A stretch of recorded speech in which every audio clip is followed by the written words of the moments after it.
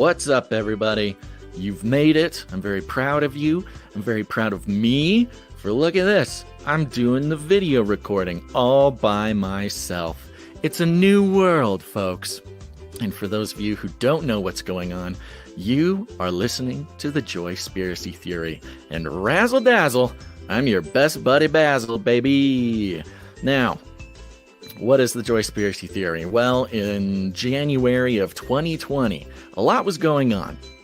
But one of the most important things that happened in January 2020 was the last episode of the Joyspiracy Theory, which was a project born out of the desire to take our minds off of all the fringy, weird, spooky things going on in the world.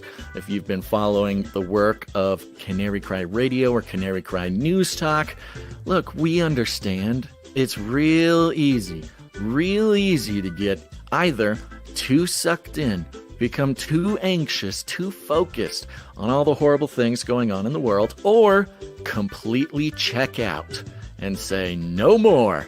I'm going back to my yarn spinning hobby instead of listening to podcasts. Both are totally acceptable and natural. But the Joyspiracy Theory was an attempt to bring a little bit more, lightheartedness, specifically to the Canary Cry community. But look, anybody is welcome here.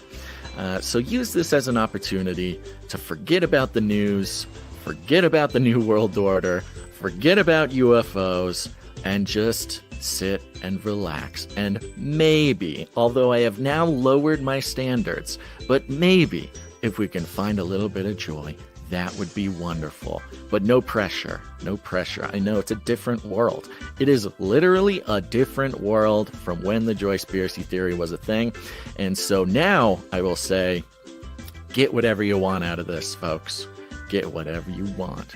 And for those who are longtime Joyspiracy Theory listeners, you've enjoyed having on authors and scholars and YouTubers and podcasters and researchers and academics and all the same type of people that we'll have on Canary Cry Radio, revealing the mysteries and the secrets of this realm in which we live.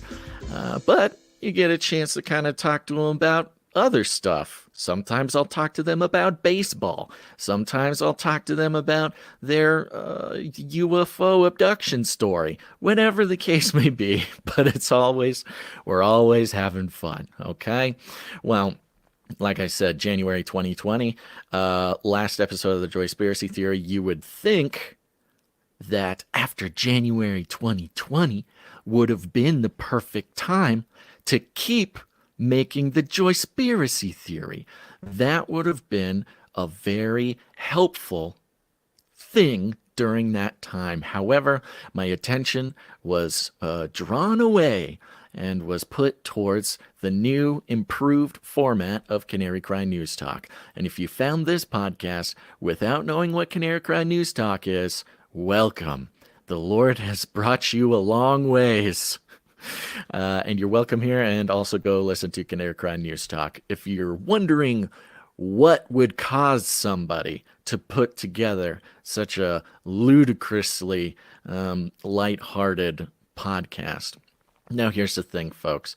It wasn't just about scholars and authors and academics and all those types of people. It started that way. But very quickly, it became an opportunity for me, personally, to have direct conversations with people who listen to my podcasts.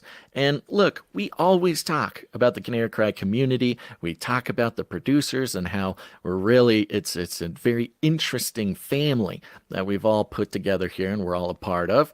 You don't have to consider it family if that's not what you're into, but you gotta say it's a pretty unique and tight-knit community. And so having the opportunity to sit down for a couple hours and chat directly with people who have been listening to me for many years is a very special and rewarding experience. And I think I did it 50 some odd times up until January 2020. And then, then you know what happened. We all know what happened. But we're back. We're back. If I could have made the choice over again to keep the Joyspiracy Theory going, I probably would have. It probably would have made a lot of sense. If here's the thing. There's not everybody has a time machine. I do, but not everybody else does. And if you want to get into going back and correcting our mistakes, whoo doggy, everybody knows at the time travel conference that happened late last year that you can never truly anticipate the problems that will create. So here we go. Today's episode, we are speaking with actually an individual who has been on the Joyspiracy Theory before, which is kind of fun, kind of special. We are talking to Sir Jamey, not the Lannister. That's right. You can call him Jamie as well. But Sir Jamey, he's a knight on the Canary Cry Roundtable of Knights and Dames. If you don't know what that is, just stick around. You'll figure it out. It'll become clear. Sir Jamey was on the show back in April of 2017 when the timelines of the Earth had not split into such random and unpredictable time streams. No, it was a simpler world back then. It was a simpler time for me personally. It was a simpler time for you, dear listener, and it was a simpler time for Jamie. And here's the thing. Jamie will encourage you to not go listen to that episode. And in fact, going back and listening to myself at that time, I would not necessarily encourage anybody to go listen to that episode. But the thing is, there is quite a bit of background in that episode that if you find yourself maybe wondering something about Jamie's past or something like that, you can go back and listen to the Joyspiracy Theory, TJT versus Jamie, back April 17th, 2017. But I think you guys will be as astounded to see the difference in Jamie's life. What the Lord has done for this young man. It truly is pretty astounding, to see or to listen to the episode from 2017 and listen to it now. It's a very special opportunity that a lot of people do not get to hear your life story from your own mouth, and then 7 years later, see how far God has taken you. And I think this is, if nothing else, this should be an encouragement to each and every one of us to hear the kind of, I don't even know how to describe it, the trebuchet launch of Jamie and his life in over 7 years. And I think if we all get the opportunity, we can kind of we can see that in our own lives. But I will say, I am making no commitment. And this is big for me, guys. You should be very proud of me for saying this. I am not making a commitment to put out Joyspiracy Theory episodes on a regular basis, okay? We are letting God lead on these things. But as you know, dear listener, as you know, the way to make a Basil Rosewater media property continue with any amount of consistency, that's on you, folks. It's your responsibility as much as it is my responsibility to keep this podcast going if we want it to. So I will say, if right now, during the interview, after, at any point, you think, it'd be pretty cool to have more of these episodes, send me an email. Send it to canarycryradio@gmail.com, or you can send it to, basil.rosewater@gmail.com. Just send a little note like, hey, like the episode, do it again, please. Because as we're discovering, with the producer campaign to force me to make emu-based social media content. It truly is the consistent stream of feedback from you, dear listener, that has holds the most potential to make that happen.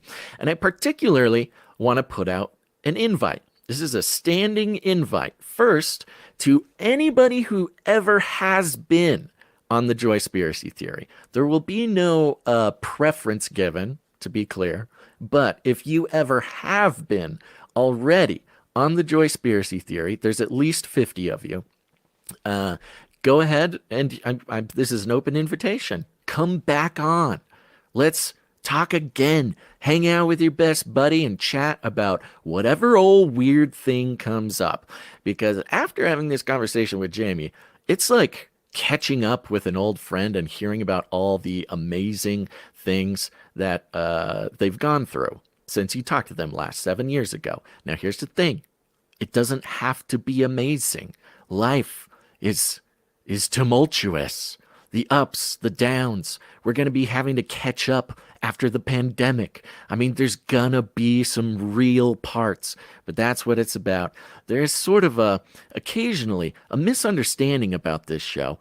It's that it's sort of just all about being happy. It's all about, staying positive, that kind of thing. You will hear in this episode whether or not that was previously this show's MO. It's a different world. This is post-COVID world, baby. We are finding the joy of the Lord in any old thing that's going on, and we're not holding back. So, standing invitation, if anybody listening to this right now would like to come on the show, just take a couple hours, chat with me. Don't worry, don't stress about it. Don't try to, write out some sort of novel to try to follow. Just hanging out with me, very low pressure, and we'll get to know each other. It's a good time. Send an email, once again, to canarycryradio@gmail.com or basil.rosewater@gmail.com. I cannot even remember if I have a Joyspiracy Theory email address. I'm going to have to figure that out because, we got to keep these brands distinctive, folks. We can't just hodgepodge everything we do into one big email address. So stay tuned. I will figure out if I have the Joyspiracy Theory email account. Okay, so that's the thing. You guys get it. Send me an email right now. Let me know if you want more of this, or let me know if you want to come on the show. We're going to do it. Other than that, I will say there is no official value for value setup here on this show right now. We're gonna hold back for a little bit. No need to get too excited about this, but if the show takes off again and we start doing it regularly, there will be opportunities to become a part of the project, especially if you are an artist or if you are a musician or something. What a awesome platform to start working on, putting together some new graphics, putting together some new music, putting together some art, all sorts of fun stuff. Look around me. We've already got a vibe. You got a vibe going on. You heard the music, the ukulele music, royalty free that I got back in 2016. We've got direction here, folks. And if anybody wants to produce the show in any way, you just let me know. Send me an email. Okay, other than that, here we go. We're going to do it. We're starting the episode. Bad news to start out. There's bad news. When Jamey and I sat down, he will tell you, you might even hear us reference it in the podcast. We had the darn doodliest time making the video aspect of this podcast work. We had to use several different programs. We eventually ended up having to go back to good old Skype back in podcasting 1.0 days using Skype. And Skype has this feature where you can record the video. And don't you know it? Of course, the very first time that I'm doing a video solo without Gons, sabotage.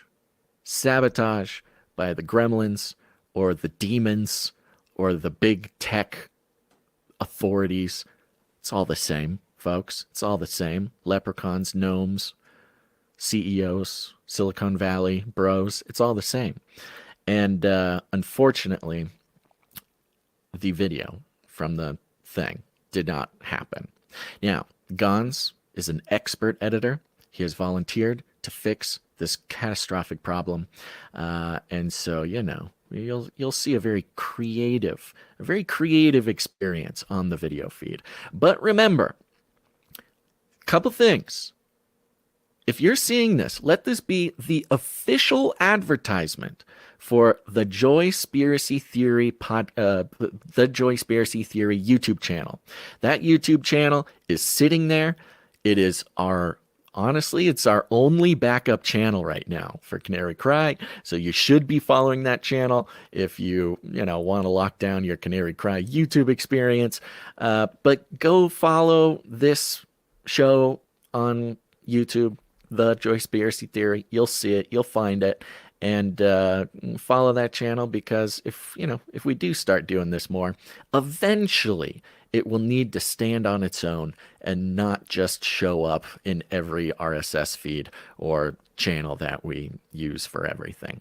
So the Joyspiracy Theory on YouTube. Go there. It's also a podcast feed on your favorite podcast player. Go to your favorite podcast player and search the Joyspiracy Theory and follow that there, the podcast version, because that's also a very important thing to do. Okay, well, here you go, folks. Taking a stab at the Joyspiracy Theory here again.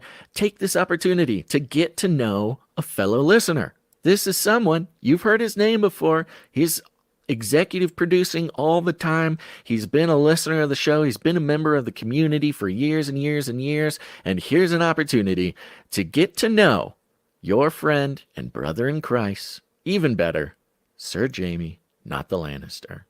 Let's hit that Skype sound. Yeah, old TJT listeners, you love this sound. Oh yeah. Now, here's the thing. Well, hold on. Let's pause it. We don't need to pull Jamey up real quick. This is a good opportunity for any musical producers out there.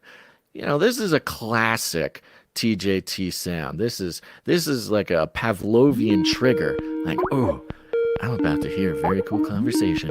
I'm going to learn about somebody's life and have a visceral experience with the reality, an empathetic experience with the reality of somebody else's life on this planet, and finding that the Lord has his hands in everything and is sovereign. This kind of stuff, right? That's what it's for. But this is a good opportunity for somebody to come in and do an updated TJT, really sick version. Maybe add some beats in there, some bass, like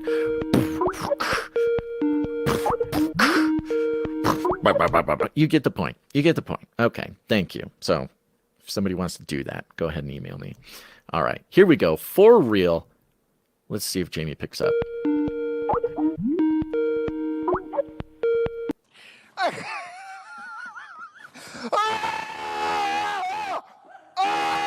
Sir Jamey, not the Lannister, on the line. What's up, bro?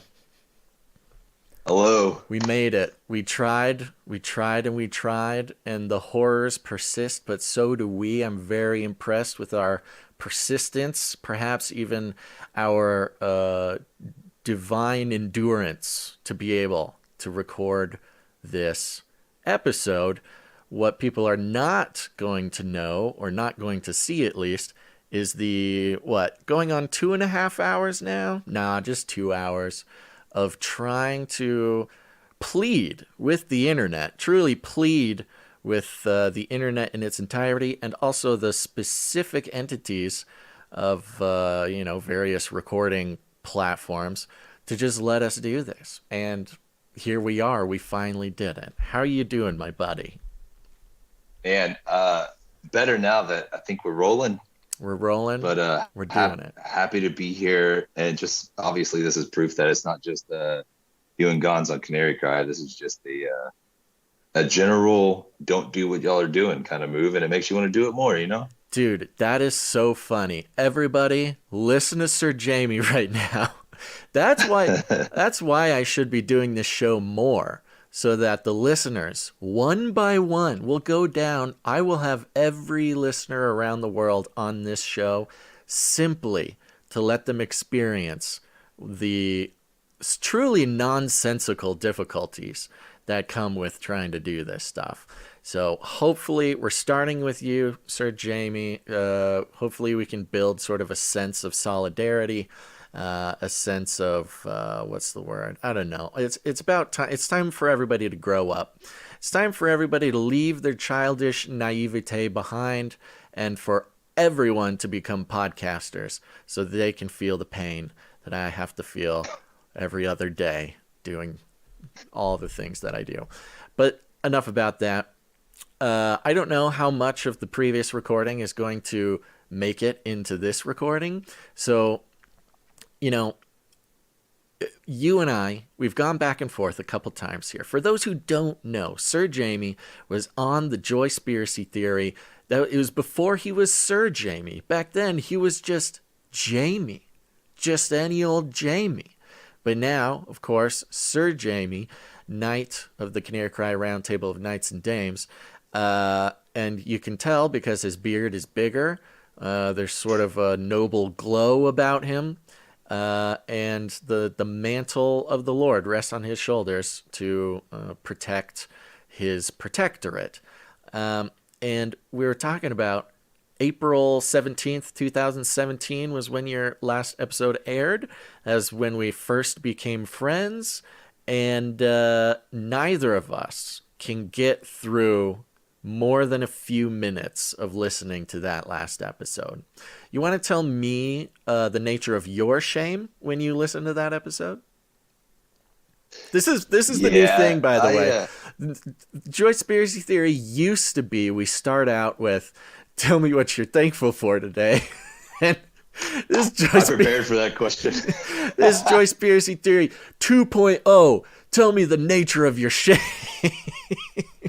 That's actually great. That's a really good way to lead into it. Man, dude, so back then, about the 10 minutes that I listened to, that I was able to get through, I figured out what part of my life that was. And I was so different, but listening to myself talk, I know what was going on. I was nervous, first of all. Yeah. Not to say I'm not now, but back then I was super nervous because to the people that just listen to you and Gons, like, we don't get to talk to you. And then when we already feel like you're our best friends. You know what I mean? Right. So essentially at the time, you were my best friend. I know Wayne, right? But you guys were, I was nervous to talk to you, but then I had so much to tell, and every question I had a spreadsheet in front of me and all these stories I wanted to get through, and I couldn't keep track, and it was awful. Also, I noticed I have a list, which I can't stand. I couldn't keep my thoughts together, and it was quite embarrassing, but no shame, I guess, whatever. That was a nature that you brought to the show that not a lot of people did, which was you actually came very prepared, and you came with a plan. And much like Gons gets to learn on a regular basis, it doesn't matter what your plan is. When old Basil comes running through the china shop, he's got his notebook. You going to show us your notes? Yeah. Okay. No, I'm just writing one down because you're talking about a plan. The plan. Yeah, well, I want you to know that I go back and I listen to that episode, and you sound totally normal, or at least no more nervous than I think was, what's the word, appropriate. I, on the other hand, I don't remember being that nervous back then, but I listened to myself on that episode now, and man, oh man, I was shaking in my boots. I don't think I It was very interesting, and not to say that I shouldn't have been. And there's a few things that I have gone through in my own soul and spoken to my God about. And part of that is, that was 7 years ago. That's a pretty large portion of, that's over half. That's over half of my career ago. I guess it was a little under half, actually. So, you know what, man? We're all growing. It was a different world. And I'll say this, as cool as I thought I was in 2017, having been podcasting for 5 years back then, as cool and as, cool as a cucumber I thought I was, I listen now and man, I really didn't know what I was doing. And I really had no idea what was going on. And let me make sure to put this pin in it. I was almost certainly nervous because your episode was only episode 16, which is in podcast life very, very early. And I think I had only really interviewed a handful of listeners. You're really early on in interviewing actual listeners because the show started out talking to, authors and whatever, YouTubers and people like that. But when it switched over to talking to actual listeners, and I'm talking to people who have heard, I don't know, at that point, probably just hundreds of hours of my voice, that was pretty nerve-wracking. And again, not to say that I'm nerve-wracked now. I think I've built up some sort of delusion in my head that it's okay to just sort of ramble on with whoever's in front of me. But I do appreciate the growth that the Lord has brought us both through, Jamey. I think it's a testament to his goodness, if nothing else. 1,000%. You know what a lot of people don't realize, what you and Gons do on the shows is really, really impressive. Live show, like that doesn't really exist anymore. Maybe talk radio on like the actual FM radio, they do live radio, but like podcasts aren't live anymore. And being prepared and going into something is one thing, but whenever you're interviewing just a guest, you have no idea who this person is. What kind of background they have or anything. Yeah. And you're just literally just talking to a person. Where do you go? Like you just have a conversation, right? Yeah. And I think you did it really well, dude. Well, thank you. And you're talking about yourself being nervous. I was throwing like automatic machine gun ammo. I didn't do you any favors, I promise you. You would ask me a question, and then I would start to answer it, and then get sidetracked and go down another tangent. And then there was one point within the 10 minutes that I listened to recently where you were like, "Hold on a second, stop." You said this, but let's go back to this real quick. And that was the nature of that talk. And I think I had a lot to say, and I was excited to be there, and also nervous. And it was part of the fun. It's all good. That's part of the fun too. You can come as prepared as you want, but really, when it comes down to two human beings, two unpredictable, physical beings, each with their own chemistry going on in their body and their brain and experiences of even just 10 minutes before. For sure, this conversation right now is going to be affected by the fact that we've been on the phone together for an hour before finally getting this recording to work. And I think that's actually a good thing. Who knows? Maybe I'll manufacture a reason to talk to the guest for an hour before every show. I'm going to have to really widen out the schedule on that. But I think I cannot take away also from the difference in the world between pre-2020 and post-2020. Pre-2020, we're all living in America. We, got our hopes and dreams, and we're thinking we're going to have a totally normal coming of age experience, you and I about the same age, in our, mid-20s or something back then. And we're just getting started in adulthood, and we're trying to make it work, and we're pretending that we're making it work. But then, after 2024 now, we're war-hardened goblins, to put it in the parlance of AJ. We've, been through a lot, and that makes it a little bit easier to connect on stuff. I'll say that. So, here we are. You mentioned the sort of jumping around to different topics and stuff. And that can certainly be a factor of communicating. I actually find that the jumping around comes a little bit more from having a plan, having a list. Because if we don't have too much of a plan, then we're kind of flowing. We're floating down the river together. And we're just, in a couple of tubes. I imagine we're in sort of, tubes. We each have our own tube. Maybe our tubes are tied together with rope. Maybe there's an ice chest floating not far off, something like that.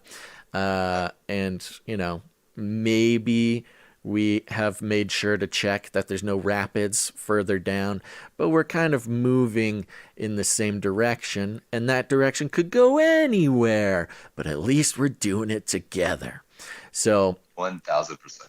You did a good, from what I understand, you've got a list today, and we are going to... No, not really. No? Okay.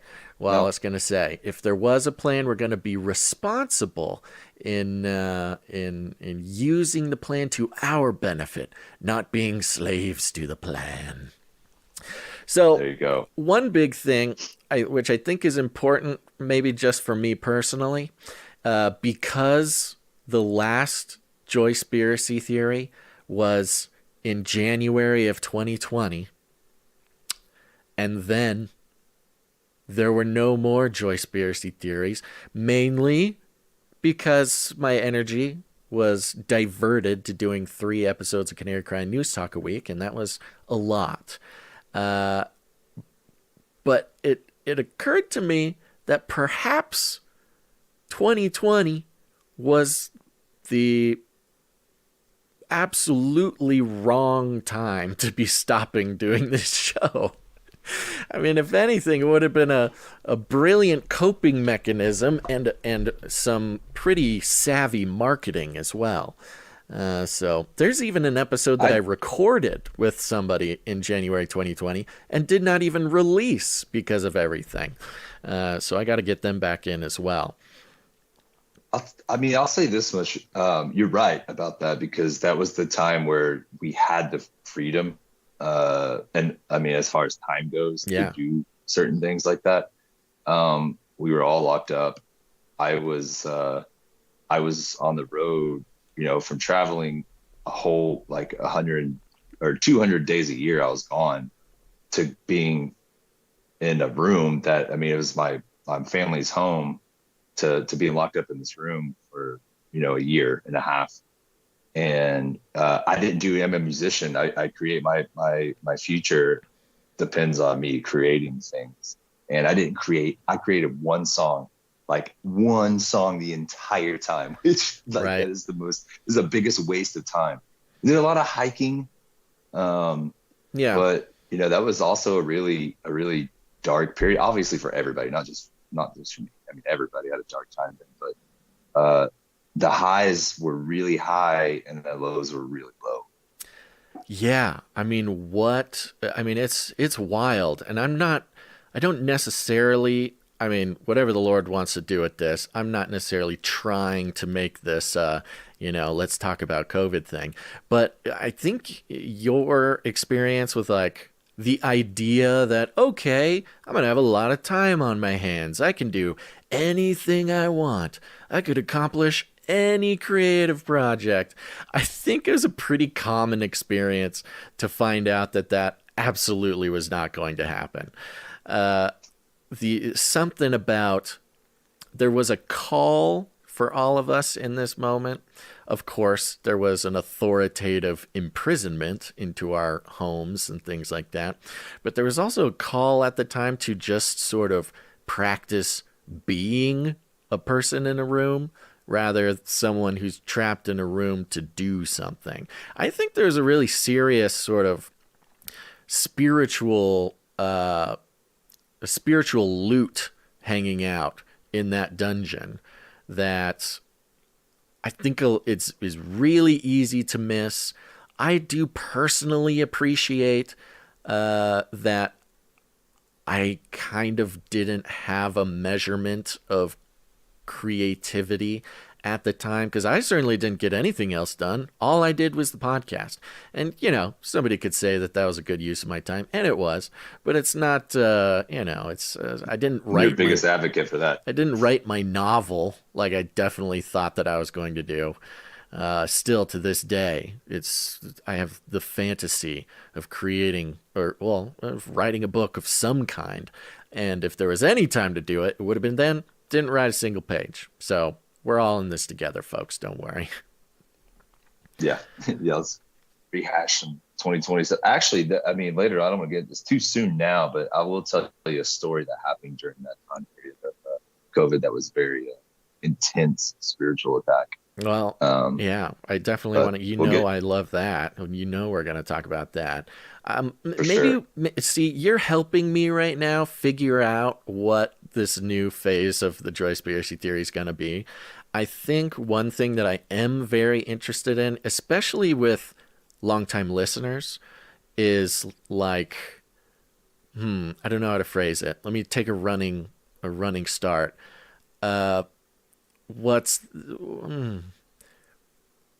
almost want to know, like, what's the biggest improvement of your life, or what's improved about your life? Could be your spiritual life or whatever, financial life or relationally or something.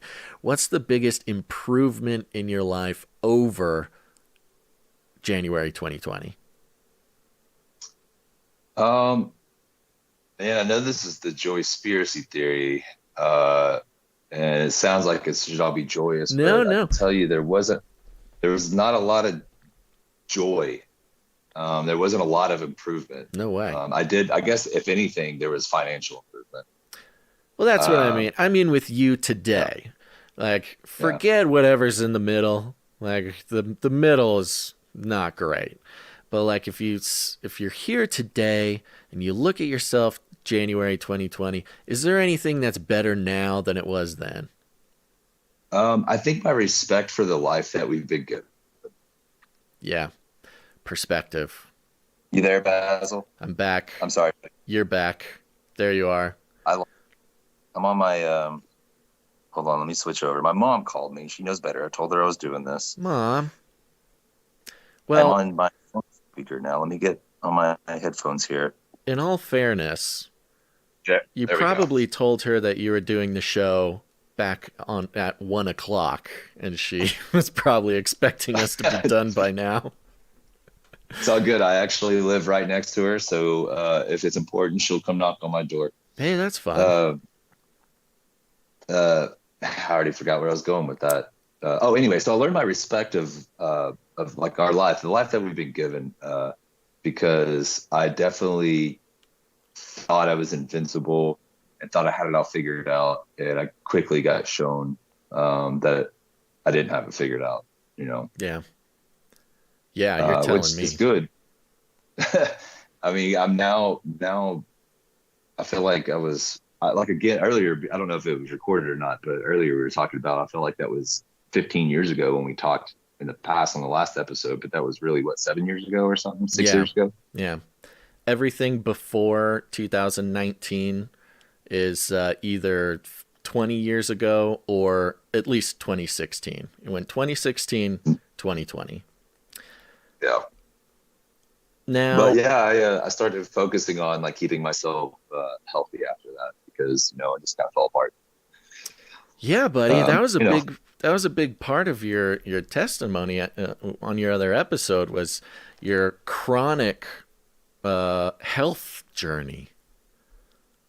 still dealing with it. I had a procedure today that, I mean, I'm more than happy to talk about because it's real life, but it's actually kind of funny. No, I got to talk about it. Gotta do it. Because, all right, should I just go ahead and get into it Tell real me, quick? bro. Tell me about your procedures.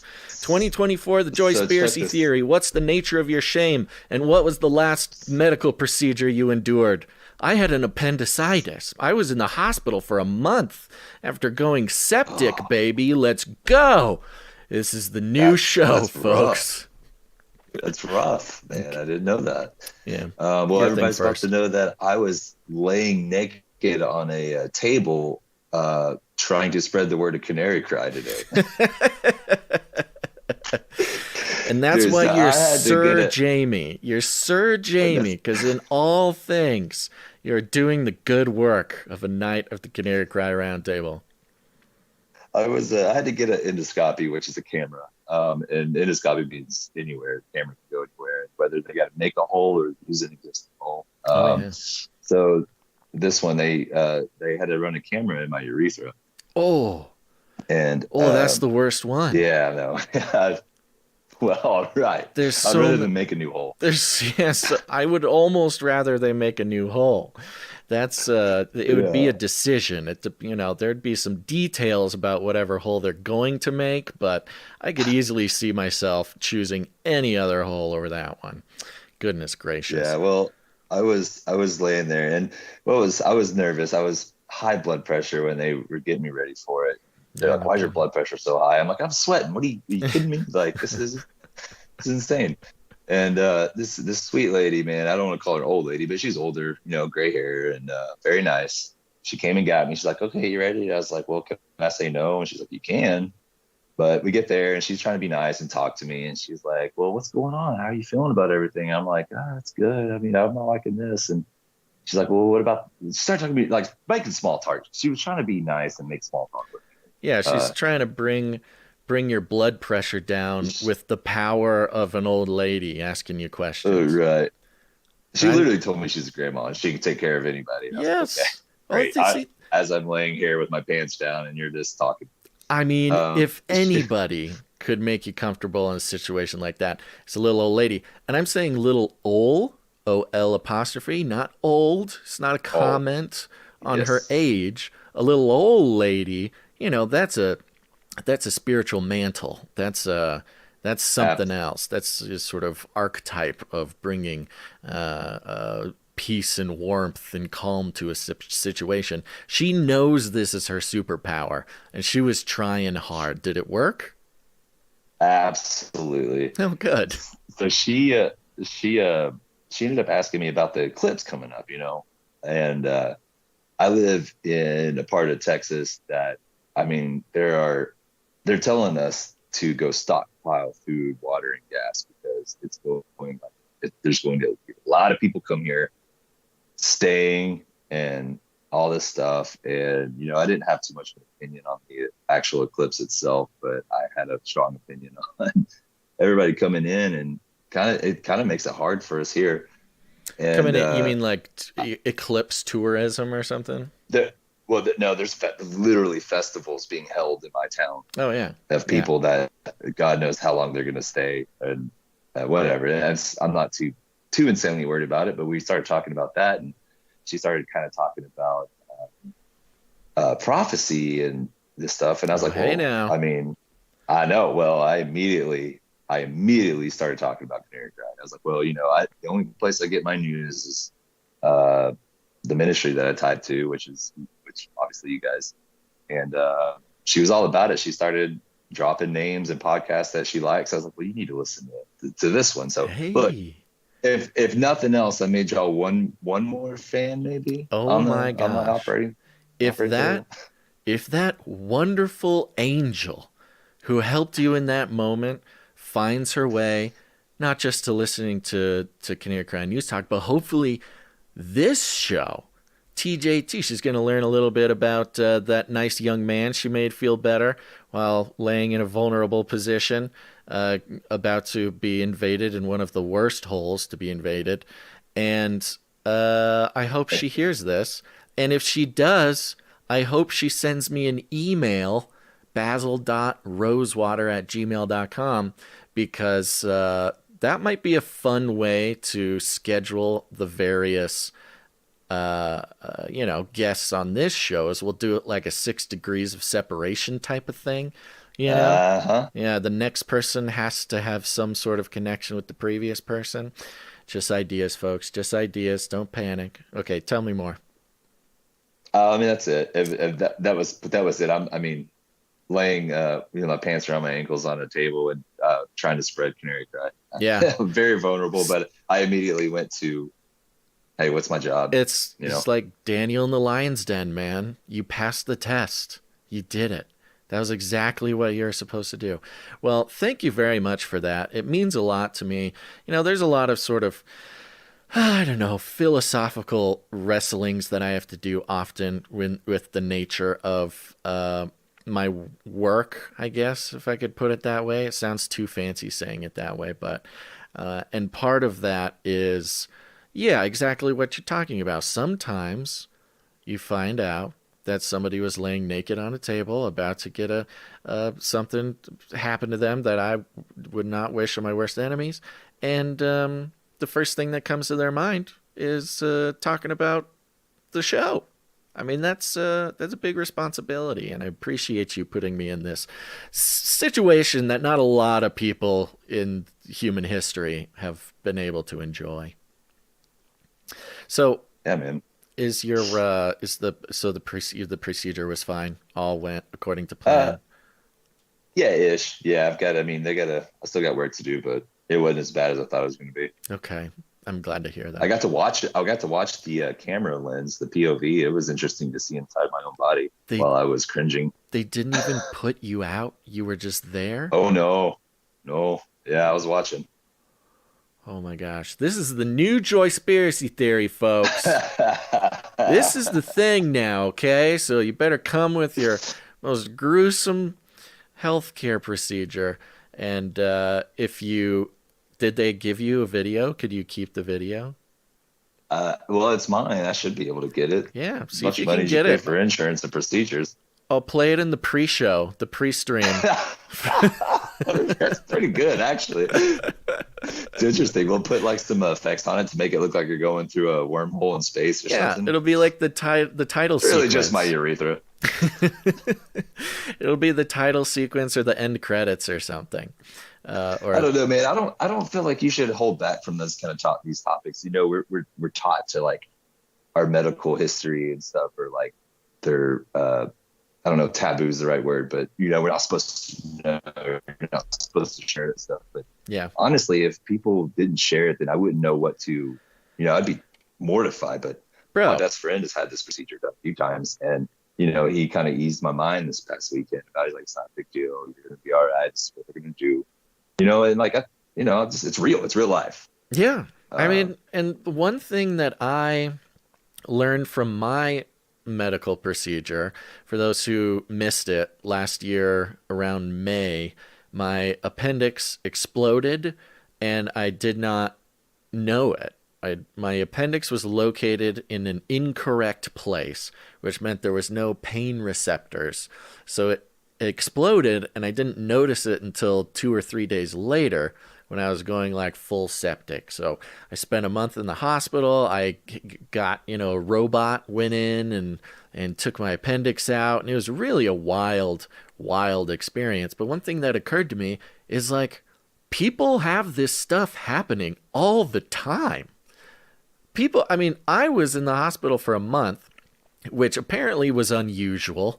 Apparently it's an in and out type of thing most of the time. But, when you cross as close as you can to death's doors, they tend to want to keep you around for a little bit and make sure things are okay.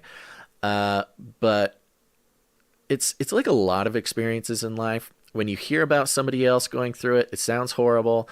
When you think about going through it, it sounds horrible. When you hear stories about it, you say, oh, wow, that's horrible. But then it happens to you and you're laying there nude on the table or you're waking up from anesthesia in a strange place. Waking up from anesthesia is the weirdest thing in the world, by the way. I don't know if you've ever got to experience that. And you know, being taken care of by medical professionals for any extended period of time. It all sounds like a lot, but so many people go through it all the time. And the thing that I experienced was the second I was in it, it was like, oh, this is the most normal thing in the world. Like when you're in the process of having the experience, it seems so much, I don't know, it just seems like so basically human. At least it did for me, because there was maybe a day when I was like, this is the craziest thing that has ever happened to me. And then suddenly, it just became the most normal thing in the world. So this is the justification that I am going to keep telling myself, so I don't get taken by surprise someday if I need to get a similar procedure as you. My buddy Jamey did it. Is the most normal thing in the world. Everything's going to be okay. Well, what's kind of weird is it's not really normal. Like if you think about our technology and everything in the medical field, and it's not normal. It's not normal at all. It's like aliens. Like it might as well just be aliens, because it's absolutely unnatural and shouldn't happen to anybody. But, you know, we have this coping mechanism where when we're in the middle of an experience, suddenly it becomes the most normal thing in the world. I mean, talk about lockdowns and the pandemic and, you know, all that stuff. What did it take? It took, I don't know, a few weeks, maybe a month to like just have it be normal. Again, it's not normal. These are horrible things. But that's such is the nature of experience. So, I don't know. In Texas, it was always, I know. It shut down too much. Well, yeah, see, you guys are cool. Lockdown. I was still going to I mean, we're all right. Yeah, you guys are cool over there. You got a lot of stuff going on. You've got a lot of Californians, I hear now. That's one thing I hear from all the Texans. A lot of Californians in Texas there. Of course, It'll be the site of the start of the Second American Civil War. So I don't know if you have any feelings about that as a Texan. I don't have a lot of feelings about too much anymore. Attaboy. There's that war-hardened goblin. Yeah, man. I deal with it as one of my favorite sayings right now is, I say tis, but basically it is what it is. Yeah. You know, I mean, it's just you're only presented with the things in front of you, and I think your job is to deal with the decisions you make on a daily basis, and it's not to worry about who says what's coming. And you know, I just started playing golf, and I can't stand it when everybody's like, "Oh, well, it's supposed to rain on Friday." It's like, it's just Texas, man. I mean, it's going to change tomorrow, let alone 5 days from now. Right. Nobody knows, and you just deal with what you got in front of you. Yeah. Yes, I have a situation coming up that's kind of like that. Not necessarily one I want to get into now, but yeah, things could possibly change quite a bit in the next couple months. And, you know, kind of freaked out about it and was making plans and trying to figure out how to deal with it. But in the end, it's, you know, a couple months is a couple months. You're going to figure your way around whatever's going on. You're going to figure it out. So just you won't, or I won't, and then then that'll be fine or whatever. Yeah. We'll adapt. Sorry. Yeah. No. So you know, your chronic health issue was a big topic of the previous episode. Was there any updates or anything on that you wanted to talk about? Yeah, dude. Actually, so might need to tell people what your issue was too. Oh yeah, I'm type 1 diabetic. I was diagnosed when I was 14. Highly undereducated and underfunded as far as taking care of it initially. Suffer a lot of health consequences because of it. And but now I just recently, in the last couple of years, got health insurance, which is outrageous. But I got on. Look, I don't want to be judged by the Canary Cry community or you or Gons. But I am now cyborg. Yeah, bro. I have I have a pump, an Yes. insulin pump, which is basically an artificial pancreas, and it's pretty awesome. It goes into my stomach, and gives me insulin and keeps my blood sugars regulated. I have no guilt about taking on some kind of a device like this. Good. It's made my quality of life insanely better. Amen. No, and of course, of course, no judgment. Of course, we got to get. I mean, your pancreas isn't doing it. We got to get you a pancreas that's working here. So that's important. I'm actually a huge fan of the insulin pump. I've known a couple people who have and currently do have them, and I don't know why. I think it's some sort of a little bit of childish part of me that just thinks it's so cool. Like, it's like, when you're a kid and your friend has a cast, like they broke their arm, and you're like, I want a cast. I had the same thought. I'm like, dang, that's kind of cool. You get like a little buddy coming around with you. You get to, part of it is you get to have control and like regulate a previously unregulatable body function. I mean, that's the transhumanist dream, bro. I don't know what the problem. No, I know, but where's the line? Where's the line? When it starts making you super uncomfortable. I'll know. What is it called? It's for insulin resistance, right? Is why you get something like that specifically? No. Insulin. Yeah, this is just to monitor and regulate blood sugar in a closed circuit thing. Insulin resistance. And I'm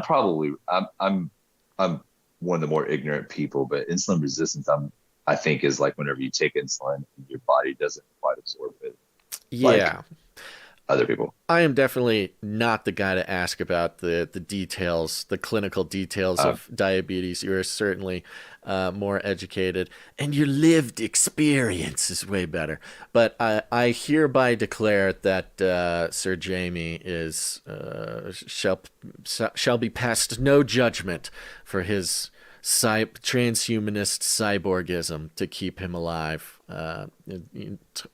Totally affirm that. Affirm. It's your let's see here. Blood glucose affirming care.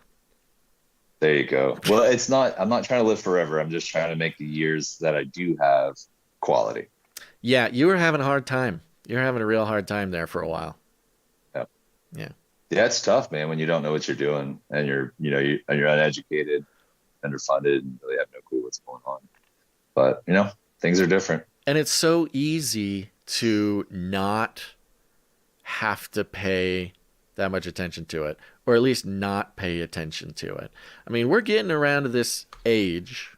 I mean, you've had this for quite some time, but we're getting around this age where people my age are like starting to, I don't know, have high blood pressure or have pre-diabetes or these, just these age-related, culture-related diseases that don't really affect the average person in their 20s, but you ignore it for a while and then it kind of catches up to you. One for me is my dentist said that I definitely need a root canal, and I'm just kind of ignoring it for as long as I can. And I had actually totally forgotten about it until I went to the dentist again, and they're like, okay, how about that root canal? I'm like, oh, I forgot. I don't know. Not today. Oh, man. So sorry to get you off track there. So you were updating. No, I'm with you. I mean, I'm dealing with the same thing. Yeah. They want me to, I never got my wisdom teeth taken out. And they said, if I don't get them taken out, I'm going to have to have root canals. I just keep putting off going to the dentist. I don't know, I'm terrified of it. I have nightmares about my teeth falling out of my mouth. Oh, yeah. Terrifies me. Oh, that's normal. That's just as normal as having a camera put in your fourth hole. Yeah, right. Dude, I don't know about the wisdom teeth thing. I also have my wisdom teeth. The joke that I tell people when this comes up is I have small teeth and a big mouth, so there's no reason to take out my wisdom teeth. Oh, and I only have 3 of them genetically. So like I've got a empty parking space back here. I could add a tooth and be fine. But again, this last time I went to the dentist, I've been told by dentists, like, you've got a big mouth and small teeth. I don't think you need to worry about the wisdom teeth thing. But then I go back, and we're also now at the age, Jamie, where professionals are our peers. The dentist is younger than me. And this dentist is telling me that I need to get these wisdom teeth out. And, I don't know, not that I'm a big conspiracy theorist or something, but there's a lot of talk about wisdom teeth and why the system wants to get them taken out all the time. I think, there is a part of me that's like, my appendix. What if I needed that? What if I needed the appendix and it secreted a hormone or something to protect me from the aliens or to help me hide from, I don't know, techno-Nazis or something? What if we figure out that my appendix was really important and it's gone? And same with the wisdom teeth. I mean, they're called wisdom teeth. They seem more important than the other teeth. 1,000%. Yeah. See, we're just floating down the river here, Jamie. We're just floating down the river. We're making it through this together. Well, I hope that I just don't come across as a bumbling idiot like last time. And whatever, when somebody listens to this, is not wasting their time, and they just have a good time listening to us ramble on. Couple buddies. That's what this is all about. That's the way I wanted to go into this, is talking to my buddy who I haven't seen in a long time. That is how everybody should come on this show. I understand it can be nerve-wracking. I understand that, I think it's fair to say that there is, I think they call it a parasocial relationship here. We can all admit that. That's totally cool. But I am excited to get to meet people who consider me to be their friend. And I do instantly feel a kinship, a friendship with every person who reaches out to me. And you were one of the early ones, dude. You were reaching out even before you came on to TJT. You were in the zone back when we were on Facebook, we were Facebooking. And it is kind of funny because we've been in each other's presence. What do you think? At least twice, maybe 3 times. At least twice. I think it's twice. At least twice. I can remember twice. Yeah. Yeah.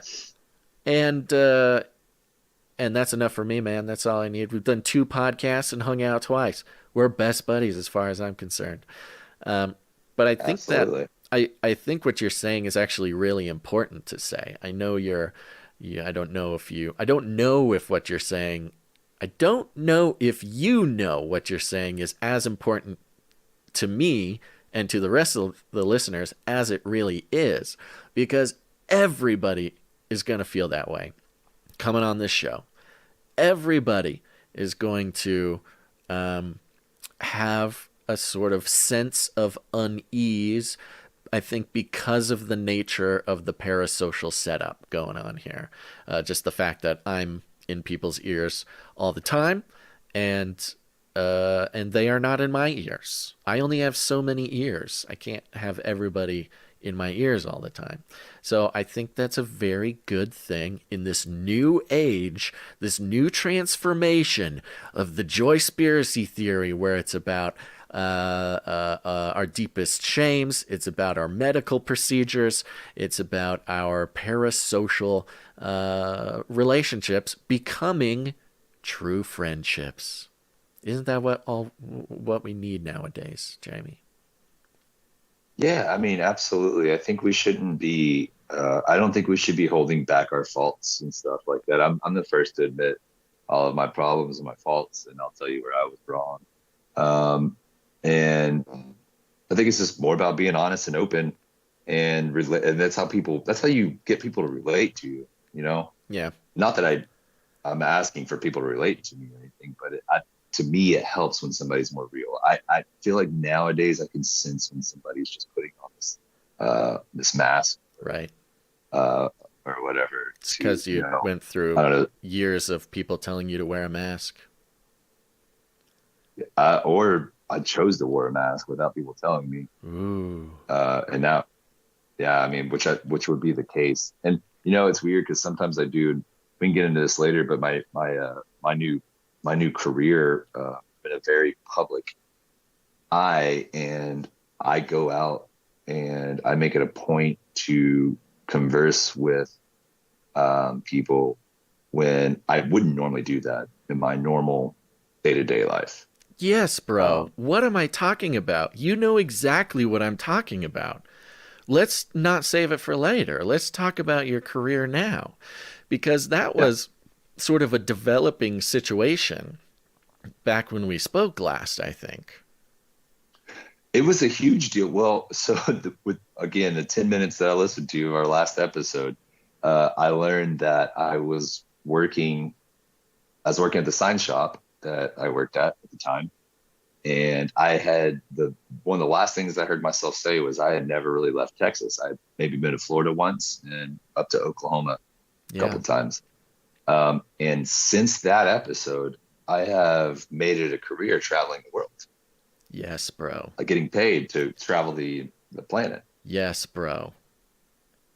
That's and be in front transformation.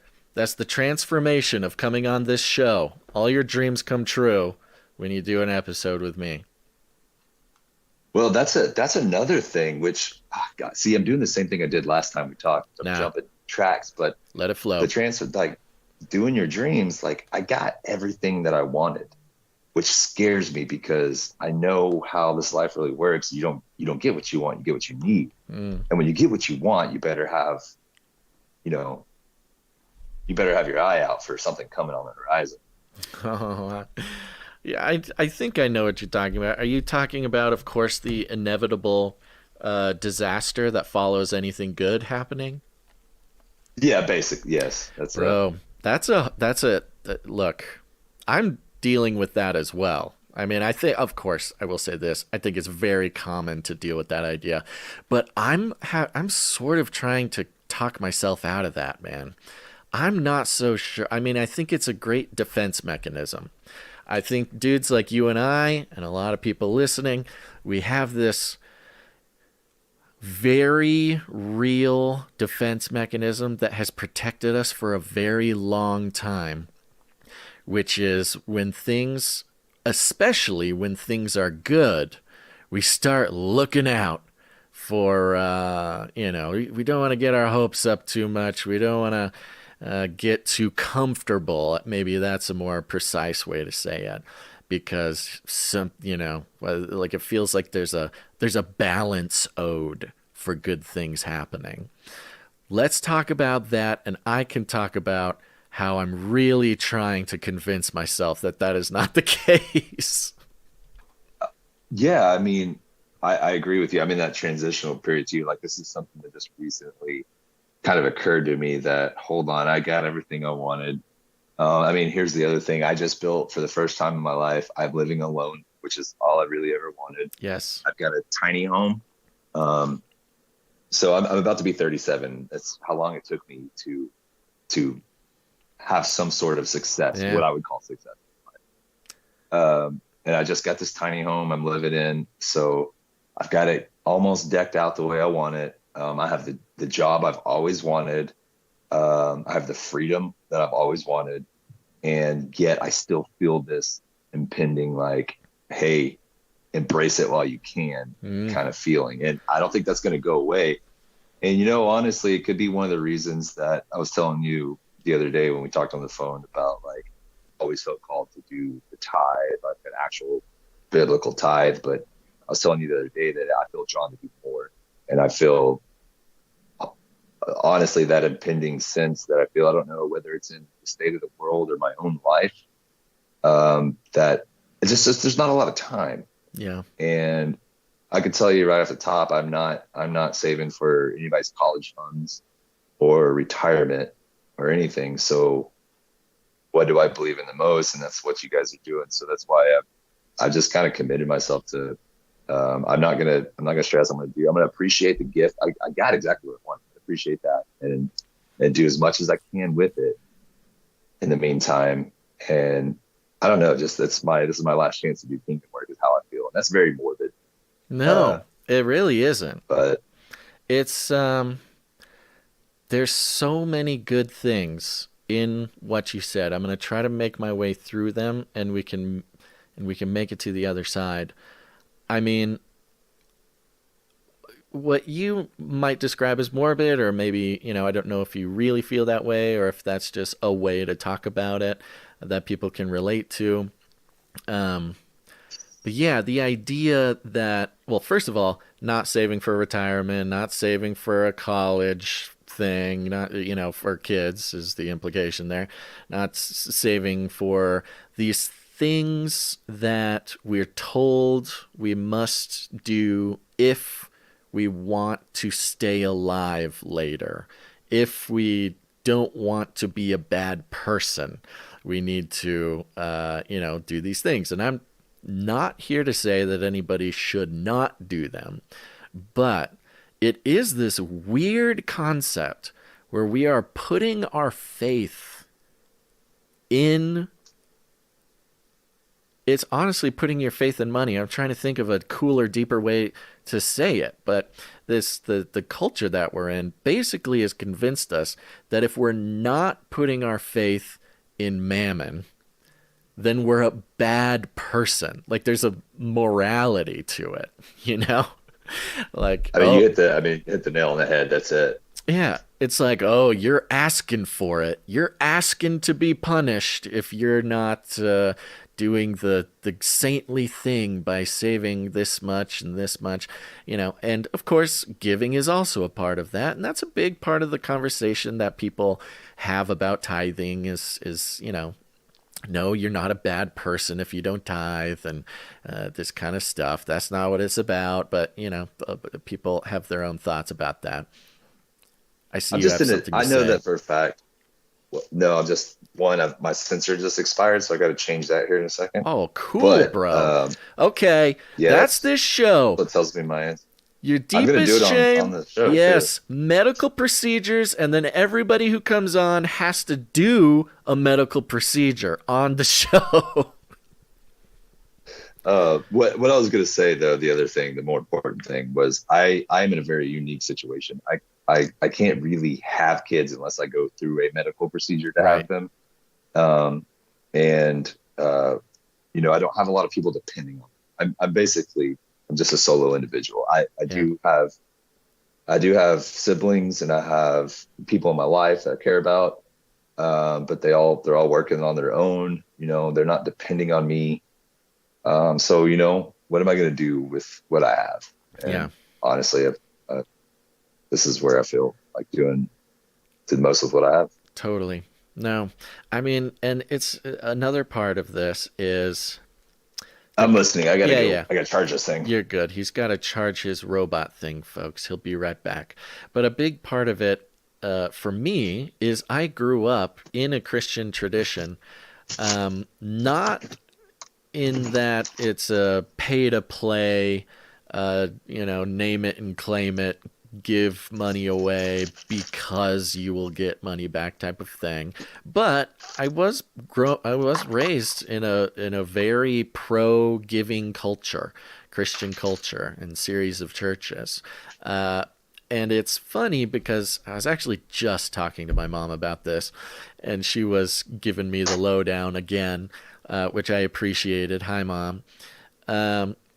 Where it's not so much that you're giving because you expect something back, or now I'm talking about tithing, or you're giving because you have to, or because something magical or supernatural will happen, or something like that, or that if you don't do it, it's not necessarily that something bad will happen, but it is it's almost a part of the natural state of how the world works. You're going to be giving no matter what.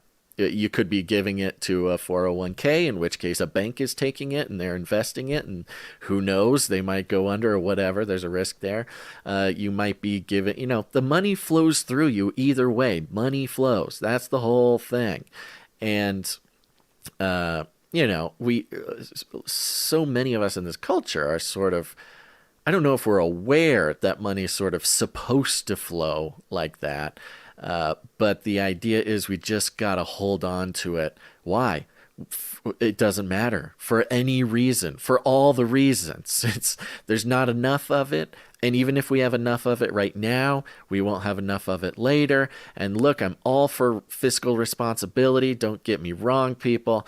But the fact that it is like as important as the movement of our blood, you're participating in whatever's going on, and you can participate in ways that you have no choice: paying your bills, paying your taxes, paying your this, buying whatever you're being told to buy, getting more things, whatever those things are. The money's gonna flow no matter what. Or you can be participating in what God has going on in the world and what God is doing and what God is empowering. And of course, a big part of it as well is not that God can't do it without us, but we benefit. We benefit when we, are telling God like, hey, yes, I am here. I am participating. Whatever you got going on, I want in on it. Let's go, baby. I'm glad you brought that up because I don't feel, and this is how I know what I'm doing is right. I didn't start, again, so like back whenever I first found you guys, I'll just try to recap really fast. I got a small amount of lump sum money that was given to me, and I had never tithed before, and I gave you guys part of that. This was like back in, I don't even know, maybe 2015, 16, like right before we talked. Yeah, I've said it before, and I'll just say it again right now for context. That gift of yours was really one of our very first sort of big come-ups. Yeah. I mean, all of that I gave you then, and then what I give now it's not because of like, I think I'm going to get something in return. That is the reason I know that it's right is because I want what y'all are doing to succeed beyond me. You know what I mean? I want it to keep going. And I had, earlier, I don't know if it was on this recording, but earlier when you asked me, we talked about, you used to start the show with, what are you thankful for? And that was actually a question I was kind of prepared to answer today. And it was like, I'm thankful for the producers of Canary Cry because they're the ones that keep the show alive and give me my news outlet, first of all. But something I can feel like I did something in the world by spreading Canary Cry to somebody else. Yeah. Who needs it. Yeah, totally. Well, we are definitely have that in common. I mean, that is, again, so taking just a quick little turn back to something you said earlier, which is, when things are really good and your dreams are coming true, you're really keeping an eye out for whatever comet is heading straight for your house, or, because in a similar way, and, I don't know if you're being explicit about what your dream job is here today or not. Yeah, no, I mean, I'm in the public eye. Yeah. Yeah.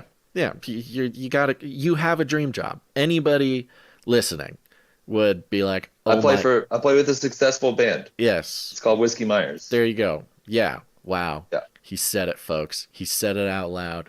He's the bassist for Whiskey Myers, which is very cool. And, I was not previously familiar with Whiskey Myers, but now I have the absolute pleasure of telling people, I know the bassist from Whiskey Myers. And they go, what? No way. I'm like, yes, I'm very cool. Stick with me, kid. So, and that is the quintessential dream job, rock star. It is what it is. And I consider myself to have somebody's quintessential dream job.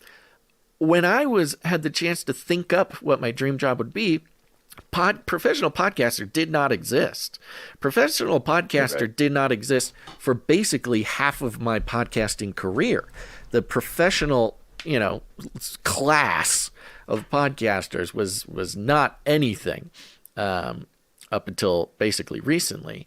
And I just woke up someday recently in the past couple years, and I'm like, oh my gosh, I'm living off the grid. I have emus. I am a professional podcaster. I mean, I got other stuff going on too, but my goodness, when is the asteroid going to hit my house? Oh no. It's so easy to feel like you don't deserve it. That's always a part of it. What does deserve even mean? For me, what does it mean? Like when people say I don't or do deserve something, I look at them and I am the wise podcaster who says, what does deserve even mean? And they go, I don't know. Good point. Wow, you really changed my mind about that. And yet I have not changed my own mind about that. I do not deserve this life that the Lord has provided. Can you hear the helicopter flying over? I do hear that. Yeah. I'm surprised you haven't heard one from me yet. No, honestly. I didn't hear you. I am sort of, anyways, big helicopters fly by once in a while. You say. Yeah. So, back on track. When is the asteroid going to hit? So easy to sort of get caught in this idea that like, because I don't actually deserve this, because I didn't, it's barely of my own making, or at least we can feel that way, that at any time it can just go away. And the producers of Canary Cry News Talk, I would never say this to their face. Don't let them know that I said this.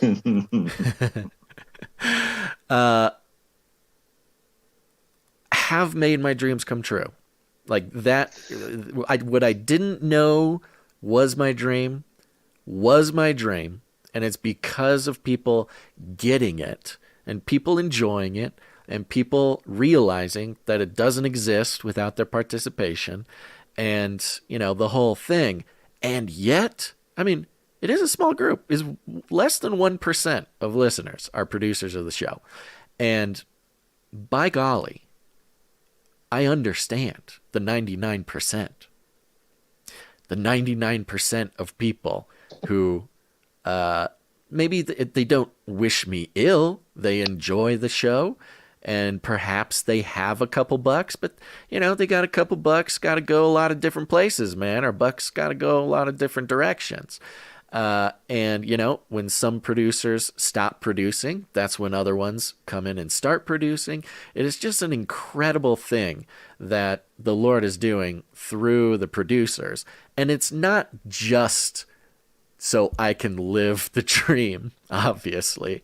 It is, we are all here in service in whatever God is doing in the world, is kind of what I have to land on. So let me say this. This is for you, and I guess anybody else listening to this. Okay. You said something about, because I feel the same way. Like sometimes I don't deserve this, whatever. First of all, we do. But it's not about deserve. It's about you are where you're supposed to be. You're doing what you're supposed to be doing. Right. And, we just played, we took off, dude, I've been off since early December of last year. Ooh. I have like 4 months off. And that is an insane amount. And I was getting paid the whole time. I mean, that's an insane amount of time to be off and get paid. Yeah, bro.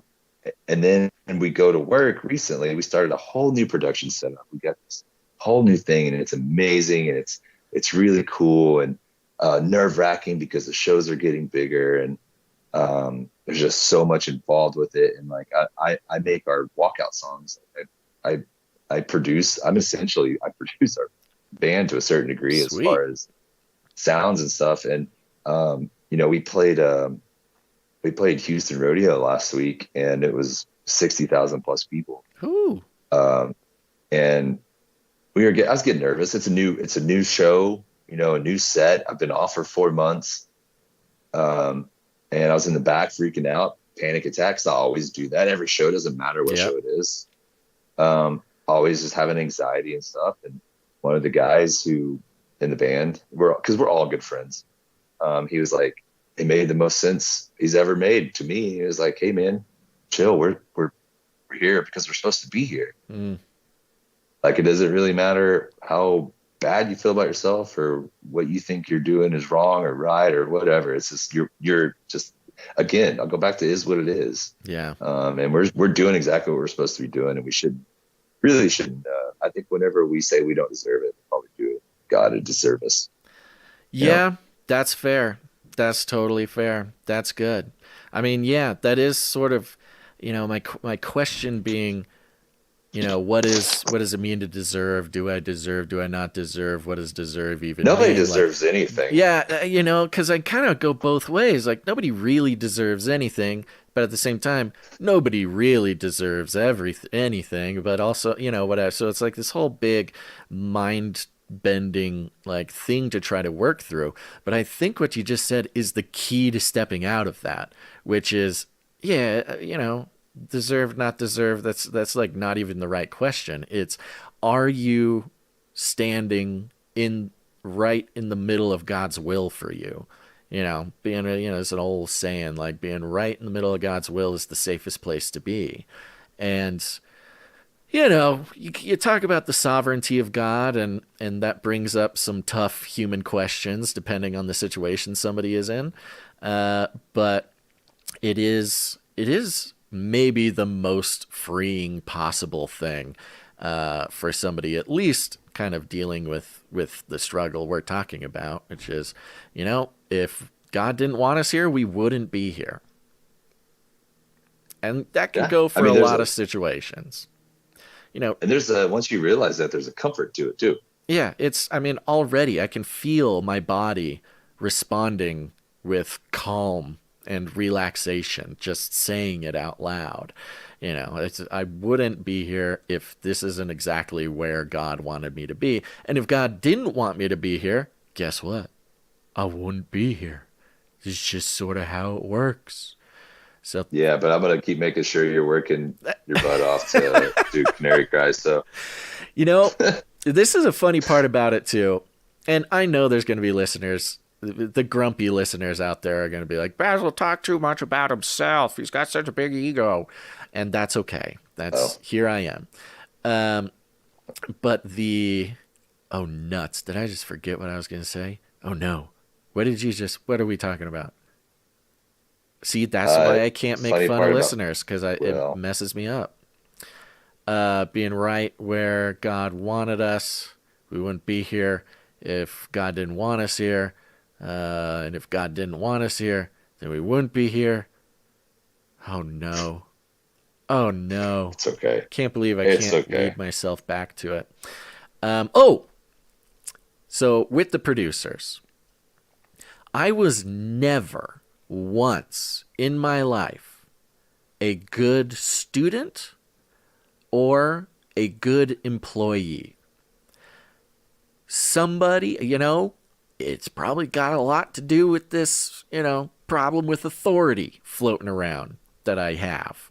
Look, I'm just not a huge fan of the federal government, not a huge fan of authoritarian policies, not a huge fan of somebody telling me what medical procedures I need to get.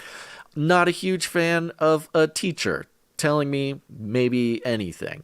And certainly not a very good employee for those exact same reasons.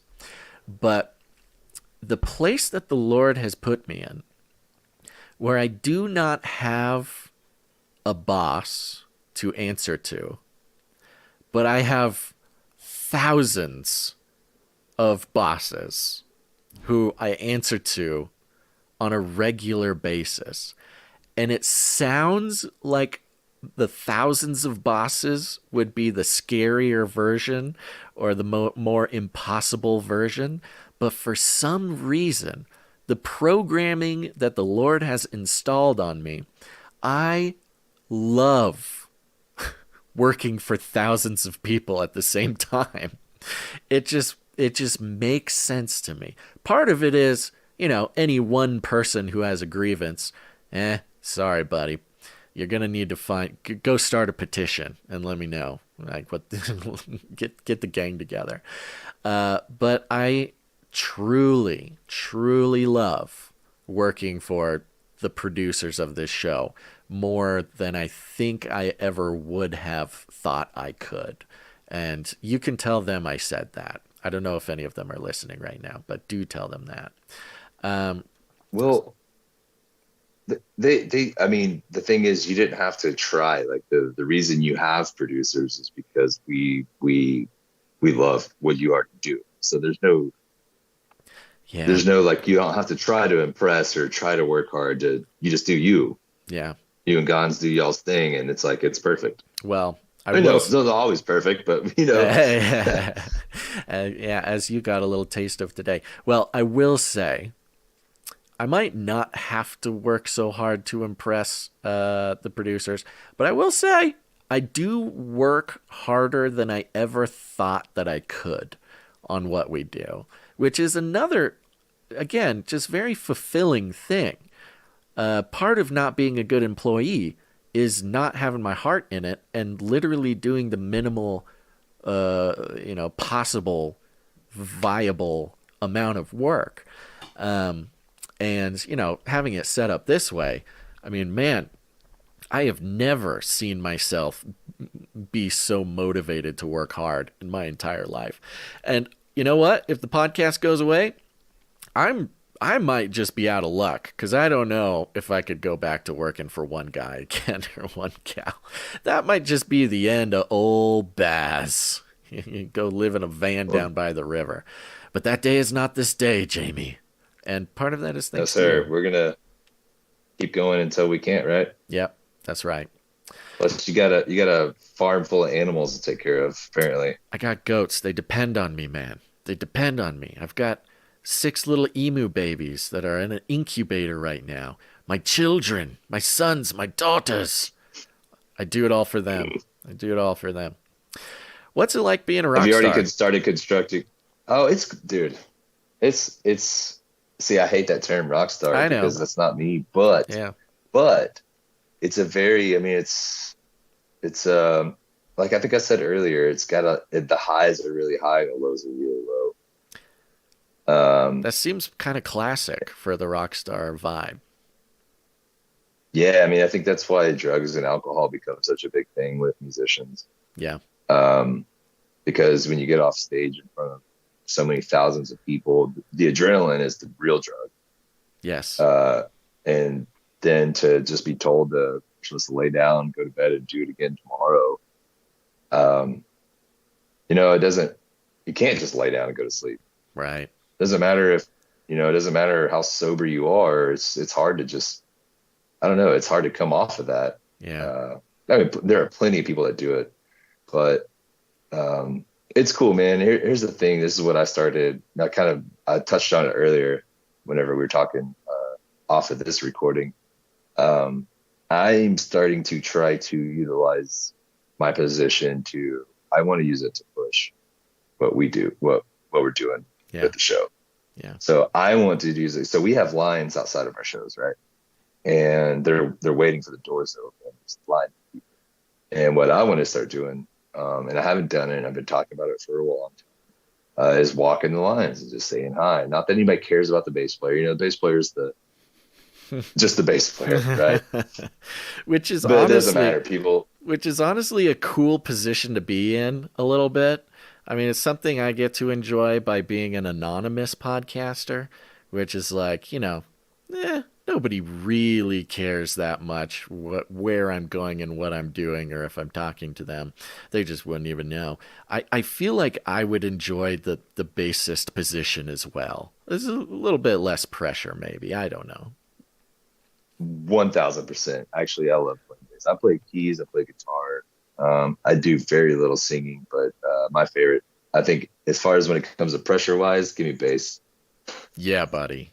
Yes. I kind of sit back in the shadows and just keep the easy groove going. Just keep it. Hey, couldn't do it without you. Got to keep it moving. All right. You're going to go walk the line. Sorry, I interrupted. Walk the line? Yeah, you said you're going to go walk the line, meet people? Oh, Anyway, yeah. So one of the things, like sometimes I wear shirts that are they make you ask questions. I have a shirt that says "Not today, Satan." It's actually a pretty cool shirt. It's got another shirt that's got like a stamp of Jesus' face that says BRB. And then, like I was telling you earlier, I wanted to make a shirt. I know it's not on. I don't have a Canary Cry shirt yet because I kind of new to the supply drop and the T-shirt council and all that stuff.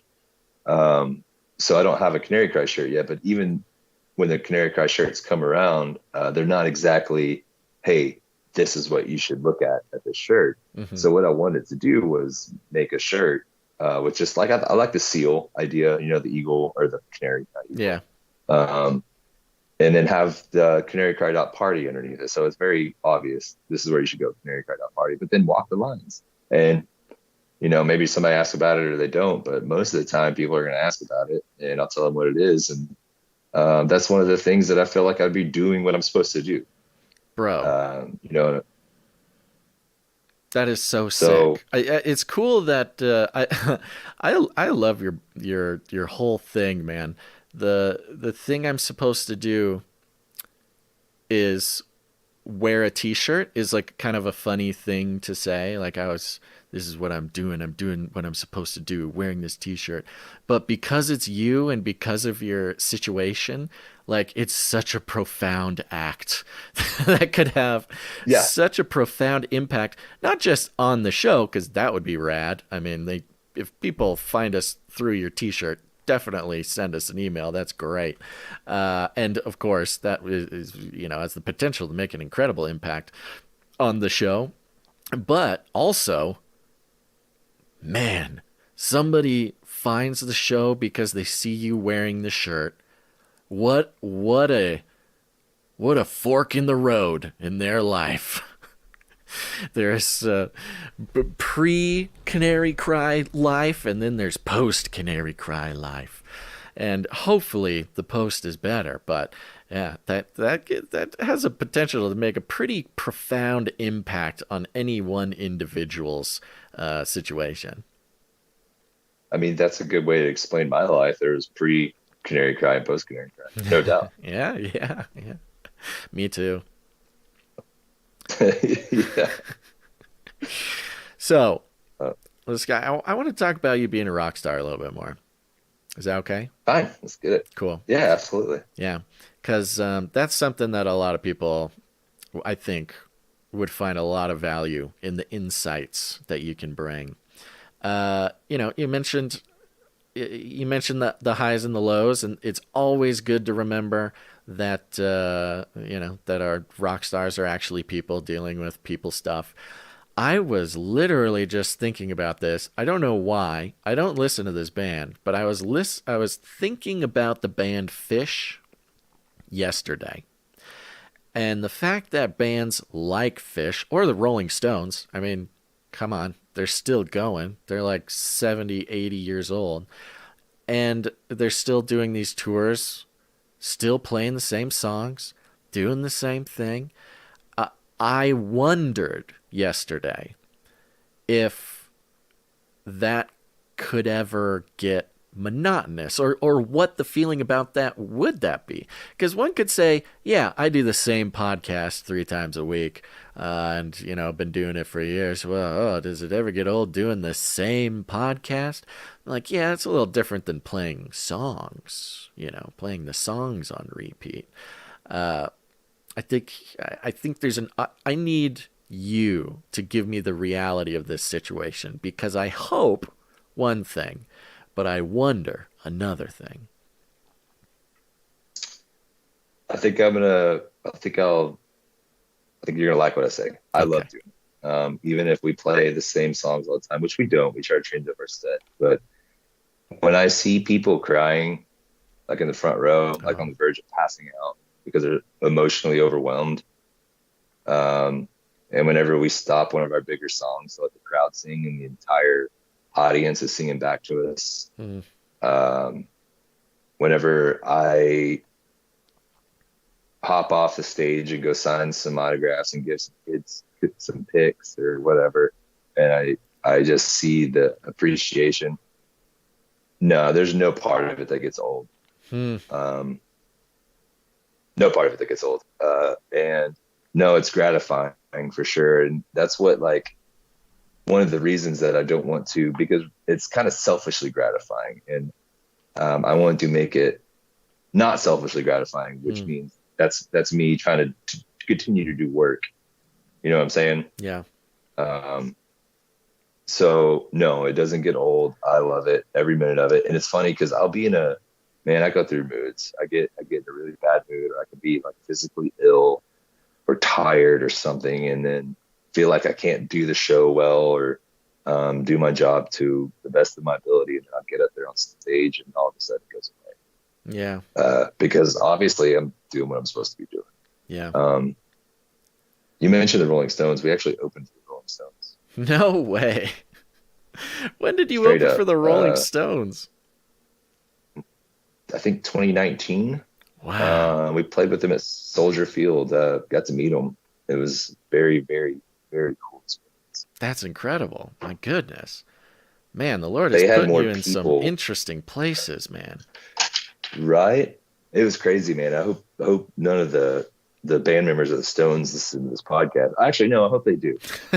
But it was wild. We got to meet them for a split second, and take a picture with them, and shake hands and say hi. And it was crazy looking into their eyes. Like, I think Mick had just gotten out of heart surgery. And he came in, like, we thought the show was going to cancel, but he came in, checked it out. And there's obviously something that keeps these men going. Yeah. Men or women, it doesn't matter. Right. But it's crazy, man. I looked into Keith Richards' eyes, and a picture. I'll send it to you. We got a picture with him. When I met Keith Richards, I shook his hands, and looked into his eyes, and had that weird, like, that stare that just went on for 1,000 miles. Wow. But yeah, that's incredible. I didn't mean to derail. No, that's incredible. Yeah, you man. said Rolling Stones. I had to remember. No, that's so sweet. And that's weird. Nobody knew who we were. So they like the Stones. Nobody knew who we were at the Stones show. Yeah. I mean, maybe some people did. Actually, no, that's not true, because we definitely saw some of our shirts in the crowd. But it was this thing that, like, I think some of Mick's guys came out too. We played Stagecoach out in California, which is the same place Coachella takes place, but it's more like the country music festival side of it. And Mick Jagger's, like, people came out there and filmed our set and said, "Man, we set up with those guys before." So it wasn't about our ticket sales or how popular we were. Mick saw us and wanted us on the show. So that was cool. But even in that moment, I'm out on stage panicking because I've never been in a football arena at that point, playing to a half-empty crowd, which is still like 50,000 people, and can't hear. It sounds awful. I know you play music. I don't know how many live shows you've done. Yeah. But the bigger the venue, the harder it is to hear. Right. To the point where you need professional. You need a crew. You need monitor engineers and stuff like that. I don't know. I'm sorry. I derailed and I forgot where I was going. That's incredible, man. I mean, especially because, I mean, I knew you before you opened up for the Stones, so that's pretty cool. Yeah. Had you on the show 2 years beforehand. I knew what I mean, I think back to your original episode, and I don't know, there's going to be a fair amount of people who have listened to the episode. I know we both now have mixed feelings about encouraging people to go listen to that. They'll certainly have some background on stuff if they did, but we'll leave that up to the Lord to lead. But I mean, considering your last episode, you were still working in the sign shop, right? Mm-hmm. Yeah, you were working a more or less regular job, just kind of living your life, more or less a regular life, with a couple of exceptions. And then here we are a few years later, and you're telling stories about how you opened up for the Rolling Stones. That is, that's something else, man. That's a fun way to come back on the show. Now, look, people, you don't need to feel that you need to, have such an extravagant story to tell when you come back on the show, if any previous guests indeed do come back. But it's a cool, I can't believe I would have even thought about not doing another episode with you after the first one, and gotten to experience not just the growth in you as a dude and as a man of God and as an adult now, but also a guy, one of the few human beings on Earth who actually get to accomplish the dream that is held by so many,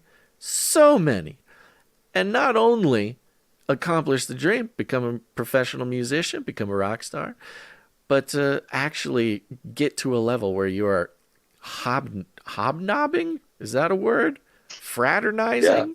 Yeah, taking selfies with the sort of unbelievably mythical figures that are Mick Jagger and Keith Richards. If you had asked me before, this is what I'm getting out of it. If you had asked me 15 minutes ago if I thought Keith Richards and Mick Jagger were actually real extant human beings, I'm not sure I would have given you a confident yes. There's always a slight chance that they are just a sort of creation of the industry. And now we got, deep fakes, and were they ever really real? I don't know. Who knows? There's no way to prove it. There's no way to prove to me that Mick Jagger and Keith Richards are real. But, I trust you, so I'm going to take your word for that. I shake their hands. I don't know how far they've come with robots these days, but yeah, they're real. I was going to say, you've probably got the kind of that classic old man hand feel, but they're rock stars. They definitely have more grip strength than your average 80-year-old. Yeah. I was going to say, I've got your classic old man hands too. Mine are falling apart. It's probably just from playing music too long. Well, goodness gracious. Well, that's a pretty cool story. My goodness. All right. What else? I feel very grateful to get this chance to hear about your story about meeting Mick Jagger. I'm having a hard time of thinking up another impactful question that would teach me anything about being a rock star more than what you've already taught me. What's your message to the kids, Sir Jamey? Man, that's too much pressure, bro. Don't listen to Jamie. That's my message. That's probably good advice. I should start giving that, sometimes I'll try to tell the kids listening to the show that they should choose certain careers or not choose certain careers. And of course, these kids are smart. They know Uncle Bass is just messing around. When I was earlier when I was talking about highs and lows, that's one of the high moments, another high moment. And I promise you, it's going to sound like I'm bragging, and that's not what I love. Hopefully it, everybody understands. You're very modest, but honestly, I love it. I'm not trying to brag about say this, but another high moment was we did the show Yellowstone. We were on the first season, the television show. Yeah. Whoa. So Taylor Sheridan is a he's a fan of ours, and he brought us out. I think we were the first band to appear on the show, and we were in one of the first few episodes. I'm not sure which one it was, but we were there. We went and shot the scene in this bar, and it took all day. And the show itself was. Oh, is that your pancreas? Yeah, it's my pancreas. The show itself, or that scene. Yeah. It was only a couple minutes long, but we shot that thing for like 14 hours that day. It was a really cool experience. I got to meet, some of the actors in the show, and it was just a fun day of kind of hanging around. But it was very intense. You kind of got to see how Hollywood works behind the scene. But that was it was a big deal. It was a big but a big boost in our career. Big moment, yeah. And, those are high moments, playing with the Rolling Stones. And, we toured Europe in 2018 or 19, and I played to 120,000 people, which I've never had vertigo set in. When you look out across that many people, you don't even see people anymore. It's just a wave. Yeah, just a mass. And those are really high moments. But then, this actual industry, I mean, life in general doesn't matter. There's always highs and lows, but this industry, the lows are pretty bad too, because, if you don't know what you're doing, you'll get taken advantage of really quickly. And sometimes you give up things that if you're smarter, you didn't have to give up, or whatever the case may be. I think my personality, I don't have any regrets. I used to be really mad and bitter about it, but I kind of stepped back and just recently decided, hey man, I did what I did, doing what I'm supposed to be doing, and no regrets on any of it. Yeah. Amen, man. But it's not all glitz and glamour. Like, it sounds cool. I've got a lot of free time. I finally made enough money to like build my own little tiny home here, and have some freedom. But there's also like, I still struggle with a lot of things that like I feel taken advantage of, or, it's not the band. It's not the band at all. It's really just the industry. I love the band. We're actually all really good friends. I'm one of the 2 designated prayer guys. We're all pretty much believers. So they're down. You met a couple of them. Yeah, well, that was a cool thing. One of the times we hung out, I got to come see a show, which was super rad.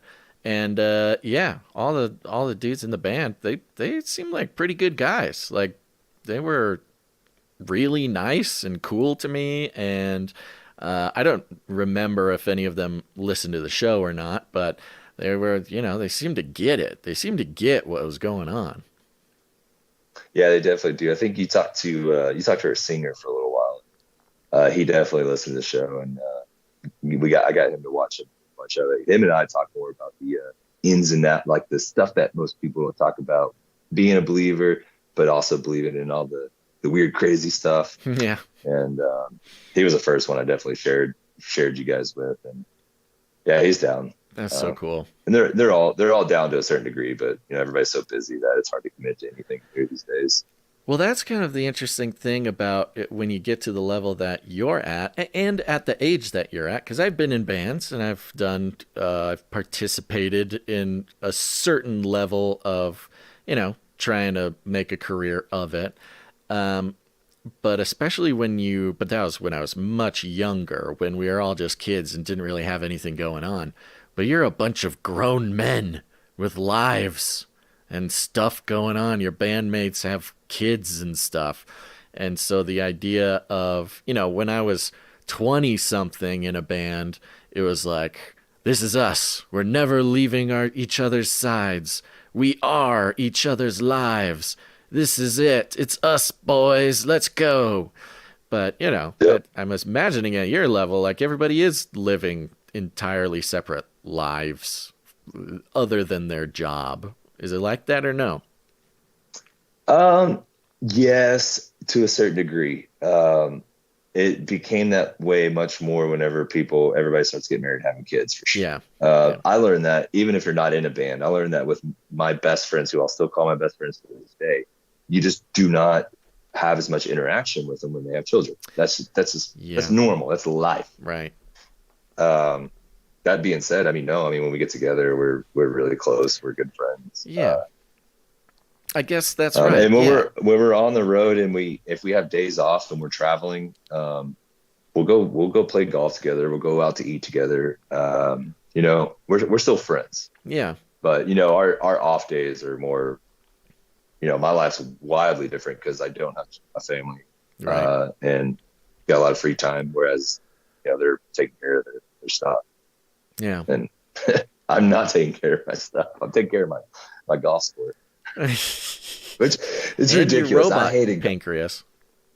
I hated golf growing up, and I just started falling. I don't know why I fell in love with it recently. It's a cool thing. That's I'm definitely going to make you talk about golf here in a second, because that is a mystery to me. Yeah, but to respond to what you said, I guess that makes total sense. It doesn't matter what a group of dudes are doing together.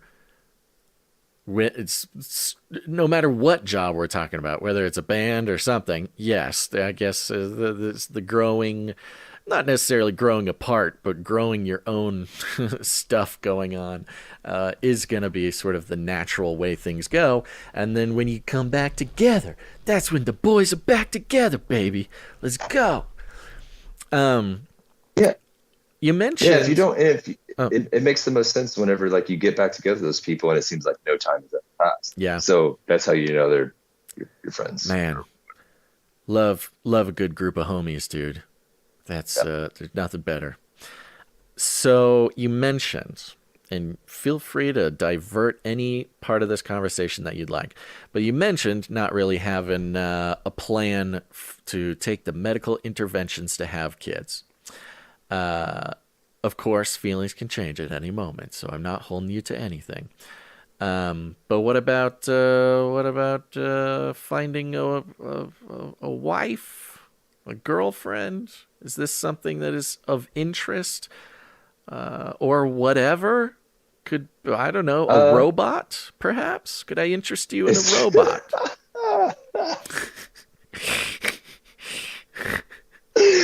Oh man, no, I actually, it's funny because I've always been a very solo individual. I'm a loving person. Every relationship I've had in the past, I'm friends with all of them.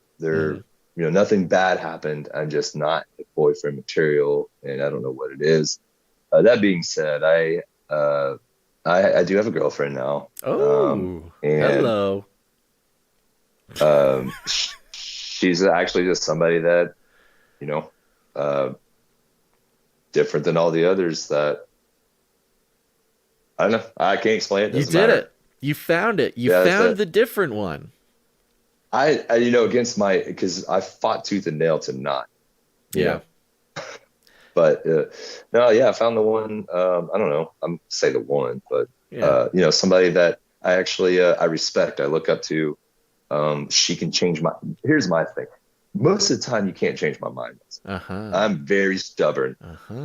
And she can convince me otherwise, not in various way, but because I was wrong. It sounds like whatever. Partially because she's earned your respect. She sounds like that's that's it. I respect her. She's got her own job. She has her own business along with her own job and her own friends, her own hobbies, and all that stuff. And yet, for some reason, wants to spend time with me. We enjoy our time together. Well, I'm very happy to hear and it's not that. all the time either. We live hours apart, but it's with my freedom and stuff, it's not a big deal. Hey man, I still even though she's my girlfriend, we don't necessarily want to be around each other every day of the week. I think that is the correct way to do it. And people fight me on this. I think making it an obstacle to like spend time together and not making it the default, the default is not free time is always together. You really got to work for it. That way you appreciate it more. You value it when you are together. And then, you really got to stay on each other's respectful sides because it's a long drive. And you don't want to drive hours to see somebody who ain't acting right. Well, yeah. Good for you, man. I'm very happy to hear that. I can't for the life of me remember if we talked about that last time. I think we did. I think we talked about the ladies in the last episode, if I remember. Probably. I was living with my girlfriend at the time whenever we talked. So. Sounds like something we would have talked about. Yeah. Okay. Wow. Well, I'm very happy to hear that. Look at you. Our boy's growing up, folks. Sir Jamey. Somewhat. I'm still a child. Well, I mean, come on. Look who you're talking to here. So, I mean, life, you're making it sound like you don't have much of a life going on, buddy, but it sounds very rich and fulfilling. Man, no, I don't know. Maybe I'm too humble Yeah. But no, my life, I feel like it's coming along. And honestly, I hate to keep going back to this, 'cause I know we don't stay on it, but like the last time I saw you, I told you I quit listening to the show. Yeah. And had nothing to do with the show. It was my own headspace. And since I had come back, and especially since I started tithing and all this stuff, like this is my new church. And this is the other day, just prime example. The other day is like a week ago or so. We were doing rehearsals for the new set and everything. And I was bumming out for a lot of different reasons and having a bad day. And I've been going through these, I'll get, every month I'll go through these downtimes where it's like, I probably should be diagnosed with something. I'm not going to worry about that. And then I just put on an episode because I was a week behind of the shows. Put on an episode and immediately came out of it. Like immediately. Oh. So even though I'm not actually interacting with our quote unquote church, it is church to me, which is why I do want to push the issue of having like a meetup. Yes. Especially down here where I live. Yes. Well, there's a bunch of Canarians in Texas for sure. Now, Texas is a big place. I understand that. That's very cool. I mean, I like that a lot. I often, well, Gons and I both kind of often struggle with the idea that like, I don't know, are we doing too much? Are we making too much show? I mean, 3 times a week is kind of a lot. Now this year we're kind of playing around with that format because, we occasionally will get notes from people, and I actually really value these notes. I mean, it shows like that they really care. And somebody will send us notes, say, hey, haven't listened for a long time, just wanted to let you know. And I'm like, yo, good. Please take what you need. You will always be welcome back. You can always come back. I know there's a lot going on. There's a lot to think about. We try to take a stab at making it not so overwhelming, but that's just kind of the way the world works. But it's always fun to have sort of a prodigal son come back to the show. I mean, and I don't know if you remember this or if anybody listening remembers this. That was pretty much the whole reason that this show started. Why the Joyspiracy Theory started was because it was all the crazy stuff. It was all just very heavy stuff. And, that we had sort of, people had mentioned that and people saying they're taking breaks. And honestly, it can get kind of heavy for us having to do it multiple times a week. And so back then, I don't know how y'all do it. Yeah, I'd say, you know what? At this point right now, it's very similar to your experience going on stage, which is like, I got a bad attitude. I'm just not really, maybe I'm not very connected with the news going on that day, or I don't feel like I have anything to say, or I just don't feel like it or whatever.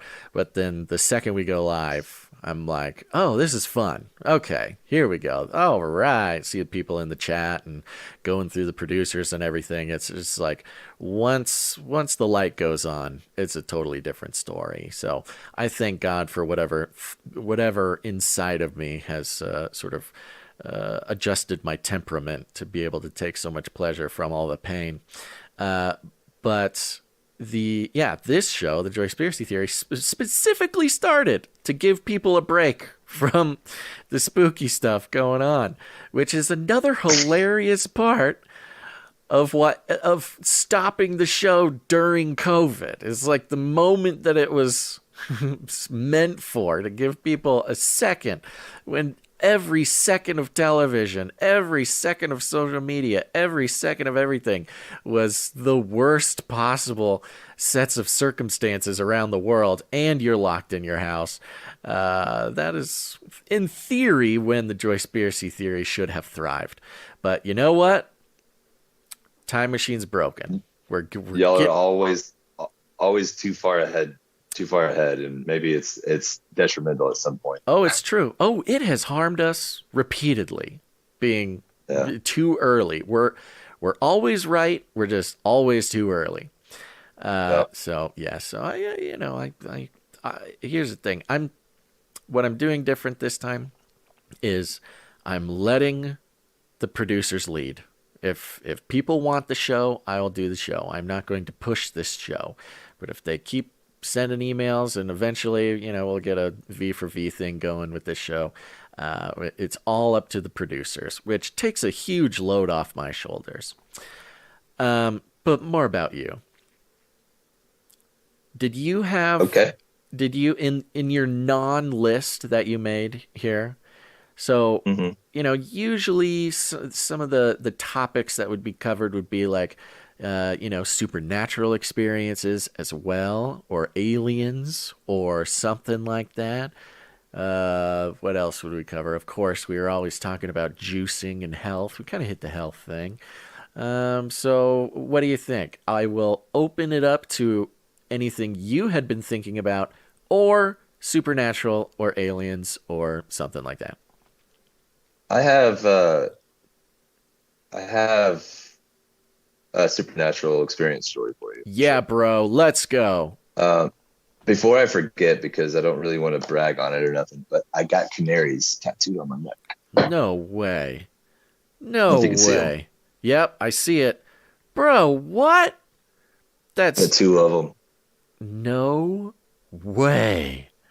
How? Not necessarily just for the show. Of course. But the show is halfway inspired. It's, and that's okay. Don't worry. I'll edit that part out of the show. Everybody will know that you got Basil and Gons specifically tattooed on your head. and we don't need to disabuse anybody of the notion that that's what that is. Man, that's very cool. What is that? It started with this right here. Okay. So I designed this. That design right there. Yeah. The circle. Yeah. So first of all, the dot represent creation, simple and perfect. So the Ouroboros, this is a circle around it. You're going to want to move your hand towards your wrist side. Go towards your wrist side. A little bit more, a little bit more, a little bit more, a little bit more. There it is, right there. Okay, so the dot represents creation, simple and perfect. The circle is the Ouroboros, eating its own tail, I guess, our sin. Yeah. The line through it is our salvation, and the line going here is our freedom to choose. So that is whenever people ask me about my tattoos, this is my Christian story. Yeah. This represents God, and here's the North. There's all the other stories that have to follow it. Leading up to the canary, it goes all the way up my arm, and the canaries are on my neck. The illustrated man is why here. I went down that. Why I went down that route. I wanted to get it out of the way before I forgot. I love it, man. But that's when people ask me about tattoos. It's how my faith gets brought into everything, and then eventually it leads to talking about the show. But that's it. That's all I had to say about that. Dude. I'll tell you about the supernatural experience as soon as I grab my sensor, which I'm going to replace as I'm telling you about it. I love it. I love it. Cyborg man. Yeah. Old Sir Jamey, not the cyborg, switching out his bleep bloop robot bits on the show. Do I need to change my name to not the cyborg? You'll have to take it up with the peerage committee, but you pray about it. You pray about it. It was funny when let the Lord lead. It's funny you're asking me about what I wanted my name to be. It's like, I don't know. I'm not clever enough to think of anything. I was like, just Sir Jamey. And then I was like, wait a minute. I've seen Game of Thrones. No, I think it's a good reminder. We didn't want anybody to get confused. Sir Jamey, not the Lannister. Not the Lannister. Anyway, so check this out. All right, during COVID, I was going through a very dark time of probably alcohol abuse mostly. Mm-hmm. I lived with my mom and my grandmother, who I actually live with now, but I now have my own tiny home in the backyard. But at the time I was living in the house. And me and my mom, as you know, if you listened to the last show, speaking to everybody else, I know you did because you were there. Me and my mom are very close, and she's kind of been my spiritual guidance, if you will, over all these years. Yeah. And we were hanging out one night, and I was at the time pretty far away from God, and I wasn't listening to this show, and I wasn't reading the Bible, and I wasn't praying or doing anything. And I was just drinking and not doing a whole lot. And my mom and I were hanging out. I'm going to stop doing this because I can't do two things at once. My mom and I were hanging out and jamming. She likes to sing, and I like to play guitar. And we're hanging in this house. We're next door to us. Nobody had lived in. And for a long time, no lights were ever on. And this light came on. We were in my room. I was playing guitar. She was singing. This light came on the house. It was one of those static lights, like a floodlight on the corner of the house, you know.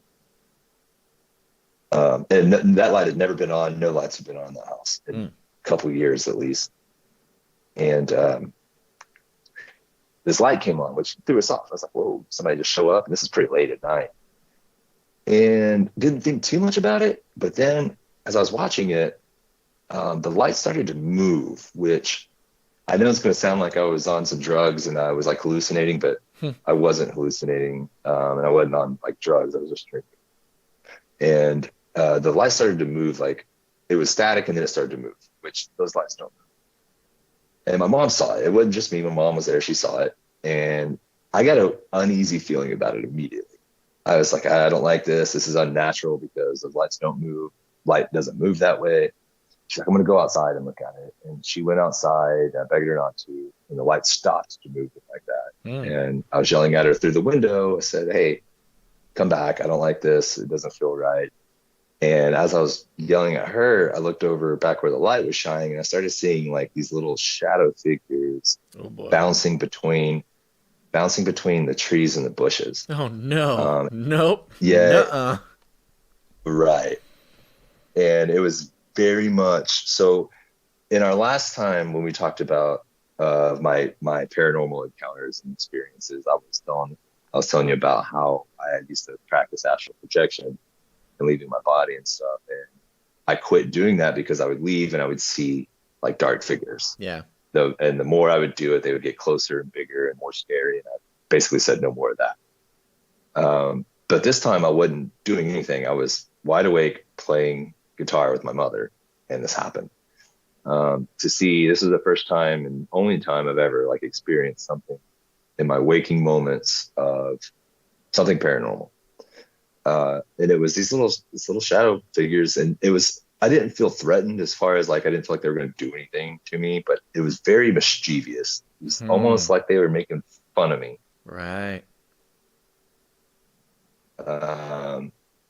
And she didn't see that part of it. She just saw the weird light and she didn't see anything else, but I saw all that. And very quickly, I told them to get out of here in the name of Jesus, you know? Yeah. And they went away and never came back. But it's kind of funny because to this day, people still give me a hard time about. I've got a very staunch about not liking gnomes, and you know, it's weird, but I mean, it's one of those things. So before all this happened, and maybe it's part of my brain that fabricated all this stuff, but before all this happened, I got really into watching videos of like supposed fairy folk, or there's so many different names across all these different cultures of what they're called, you know, duende and pukwudgies and the fae and all this stuff. But I mean, they're real. It's a real thing to me. I mean, I can't convince me otherwise. It's just like any other entity that's out there messing with people. And that was like, I had a real life encounter with them during COVID lockdown. And I feel like that was because of my spiritual distance from God and how I wasn't probably doing what I was supposed to be doing. And I was drinking too much, and I don't know. I mean, it was a very real encounter that I harbor to this day. And I still say, keep those things away from me. Yeah, bro. Well, you know, it's so interesting. I mean, of course, through the work of Dr. Michael Heiser, it's sort of opened up, the reality of spiritual entities a little bit more to a broader sort of audience. And of course, things like gnomes and leprechauns and fairies and little mischievous little guys. That's been all around the world forever.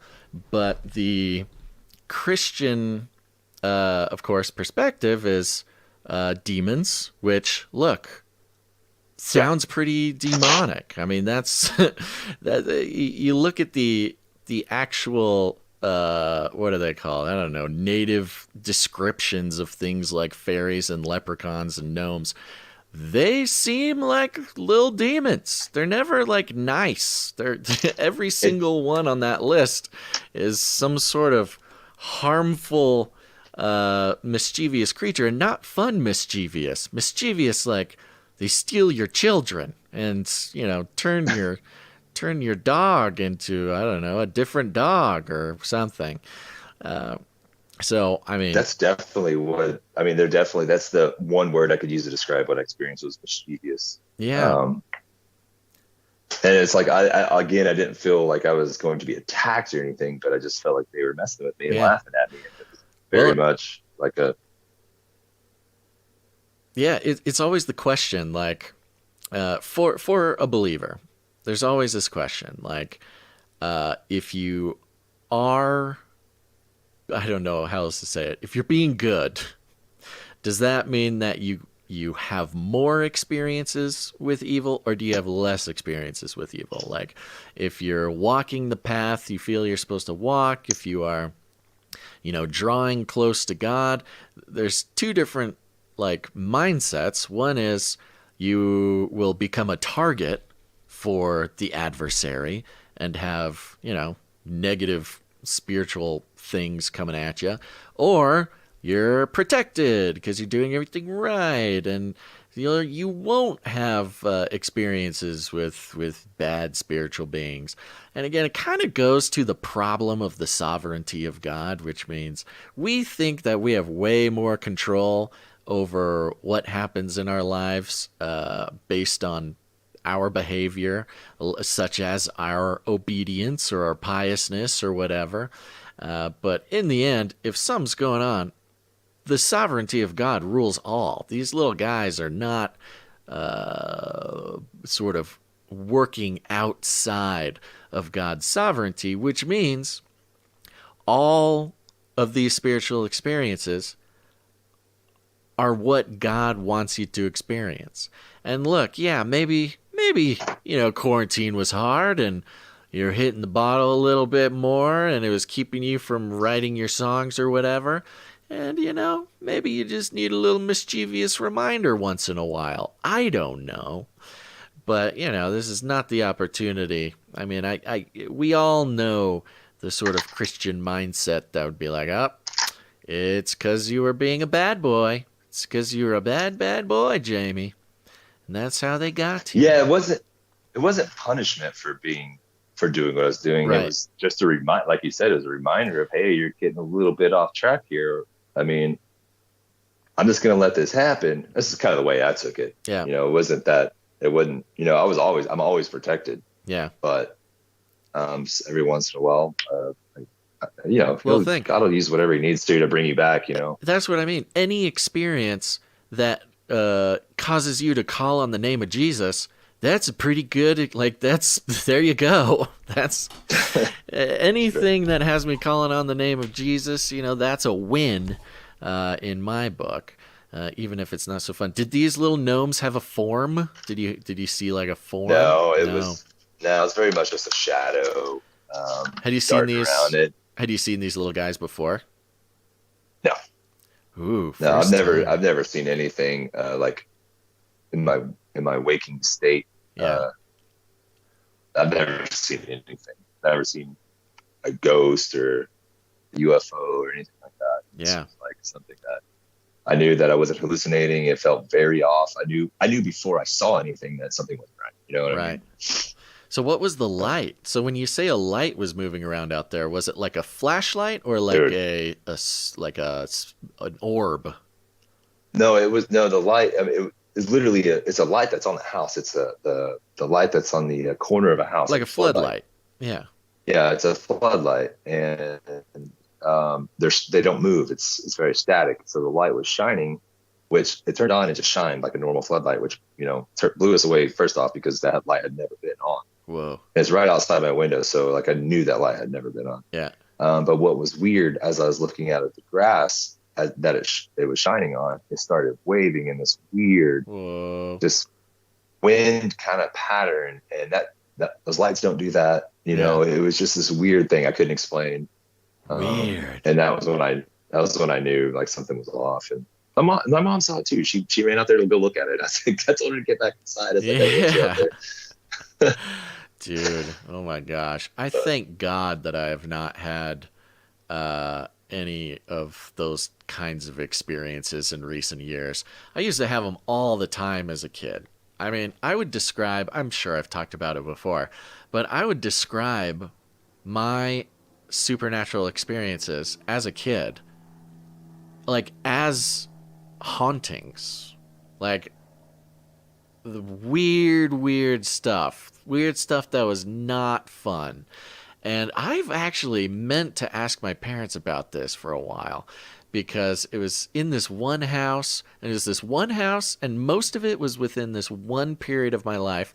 Had a TV in my room, because cool parents. And it was this big, like 29-inch, big, huge square box TV. And the thing, in the middle of the night, would turn on. Not just turn on, it would turn on to static. And not just turn on to static, would turn on to full volume white noise static. Like really loud. And it would wake me straight up from sleep. And I mean, as loud as it can be, it hurts my ears, and it's bright, in the room. And, a TV doesn't just... Look, a TV can have like a power button issue and maybe turn on or something. But to change the channel of the TV to pure static and to turn the volume of the TV all the way up to the max. And then I would, after I'm done peeing my bed, I'd take my remote control and try to turn it off, pressing the button on the remote, wouldn't turn off. Then I'd go up to the TV and press the power button on the television, boop, boop, boop, boop, wouldn't turn off. Nothing would control this television. And every time this happened, I would have to unplug it from the wall in the middle of the night to make it stop doing this. And it did this maybe dozens of times.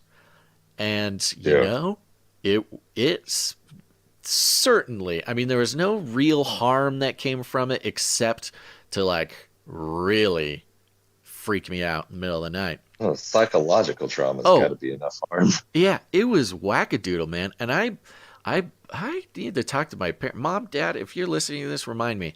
When I was in that house, I remember a little bit later on that I walked up to my door, to my room, and I could tell that my mother or somebody had taken oil and like made a cross and put it in oil to like anoint my room or whatever. And it didn't occur to me until years later. I'm like, wait, was my mom aware of like all these crazy haunting experiences happening?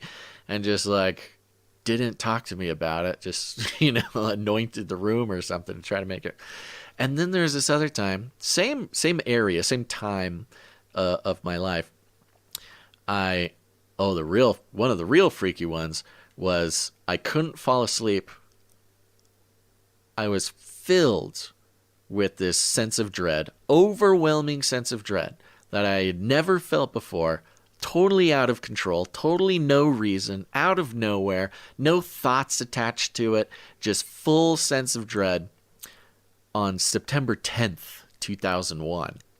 And in the middle of the night, I go into my mom's room, and I had nothing to say except for, I'm really scared. I feel really, really scared. And she's like, what? What are you scared of? I'm like, I don't know.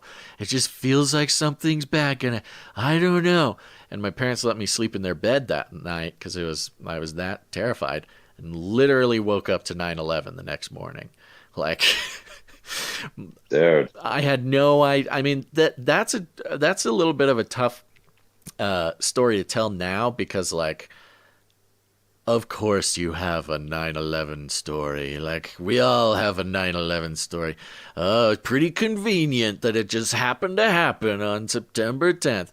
Like, I mean, that's what happened. I woke up in my parents' bed the morning of September 11th, and they had the TV on and like watching the video feed, waking up to that image, which was its own special kind of millennial trauma that these kids these days just don't understand. Well, I mean, like you said, that like, it's hard to describe the overwhelming sense of dread. Yeah. That's a real thing that comes from somewhere not in our own brains. Totally. You know, it's like this. I can't make up this level of scared that I have. Yeah. Or go the opposite, this level of love, which if you go back and listen to our first episode, I talk about that. This is where I really truly found God. I felt this undescribable thing, this feeling of love that I have never experienced in my life. Everybody, I'll have to go listen. I don't want people to listen to it, but you got to go listen to it, I guess, to get my story. I know. But I do give my testimony of whenever I was, on the verge of suicide and had a miracle healing, all my life changed like crazy. Yeah. And it was, these levels, these feelings of, so what you experience, that's a thing. I don't know what its purpose was. Yeah. You didn't stop it. So you didn't stop 9/11, but yeah, I literally have no idea why God would have me experience that, except literally to just tell that story. For whatever that would mean to somebody. I'm sure that somebody else had. And then one last, let me think. There were so many. I mean, things flying across the room, literal objects flying across my room. The shadow people waking up to my bed, just like shaking like there's an earthquake when there was no earthquake. My gosh. Total spookadoodle. And one time, this one. Just because there's like a little bit more, I think, viscera to this one. So I woke up in the middle of the night, same thing, similar thing, just scared. Go into my parents' room, wake my mom up, tell her, man, my mom, I don't know how many times I woke her up in the middle of the night because of meaningless nothingness, fright for no reason. But I go in there, I wake her up. She's like, oh, what? I'm like, oh, I'm just scared. And I look down at the moment that I'm telling my mother that I can't sleep and I'm scared.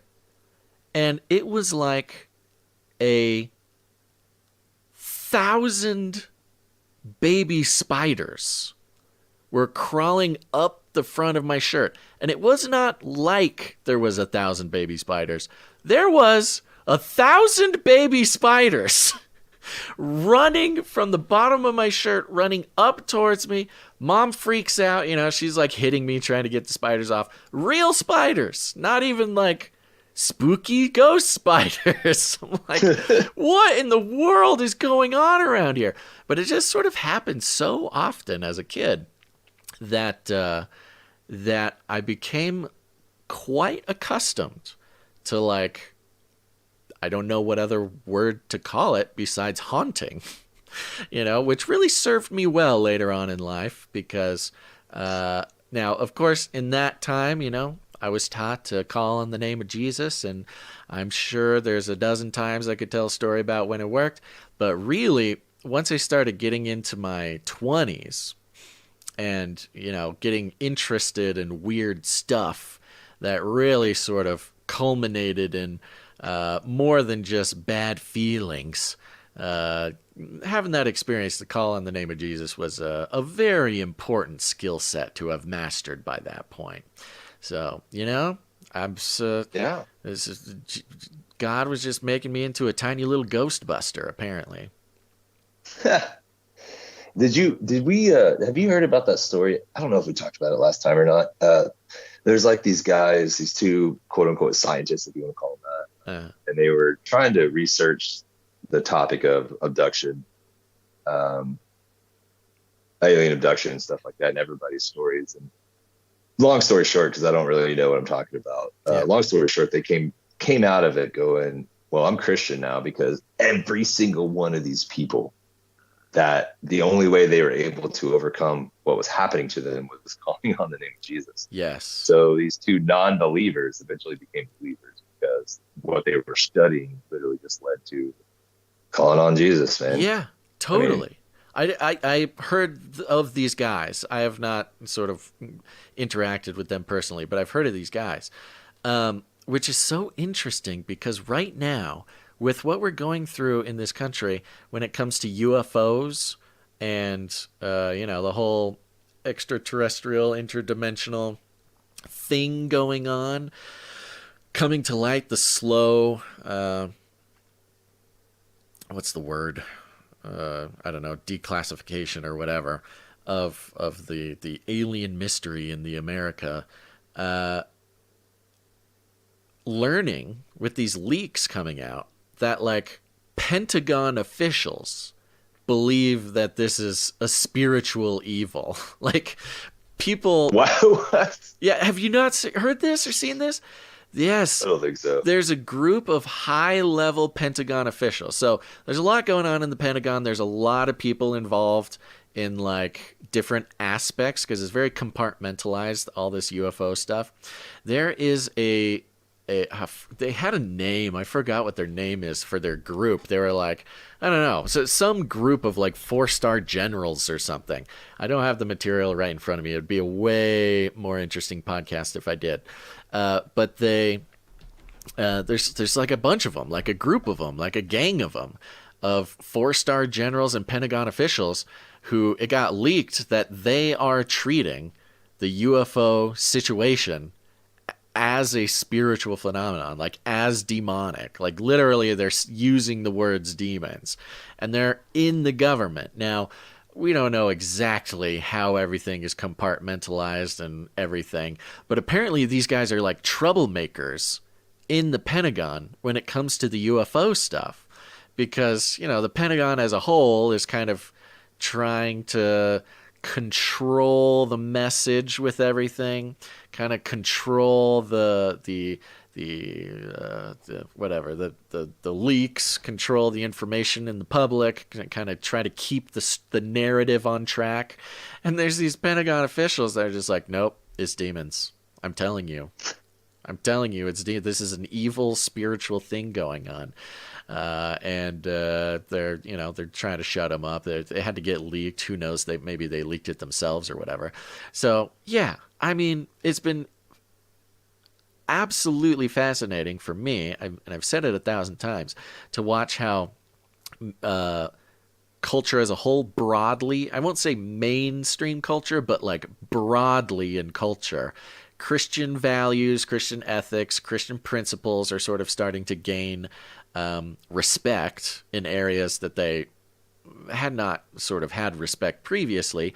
Now, we can get into theology. That's a totally, salvation's a different story. But at least the principles of Christianity are starting to be more appreciated in sort of the online, formerly secular space.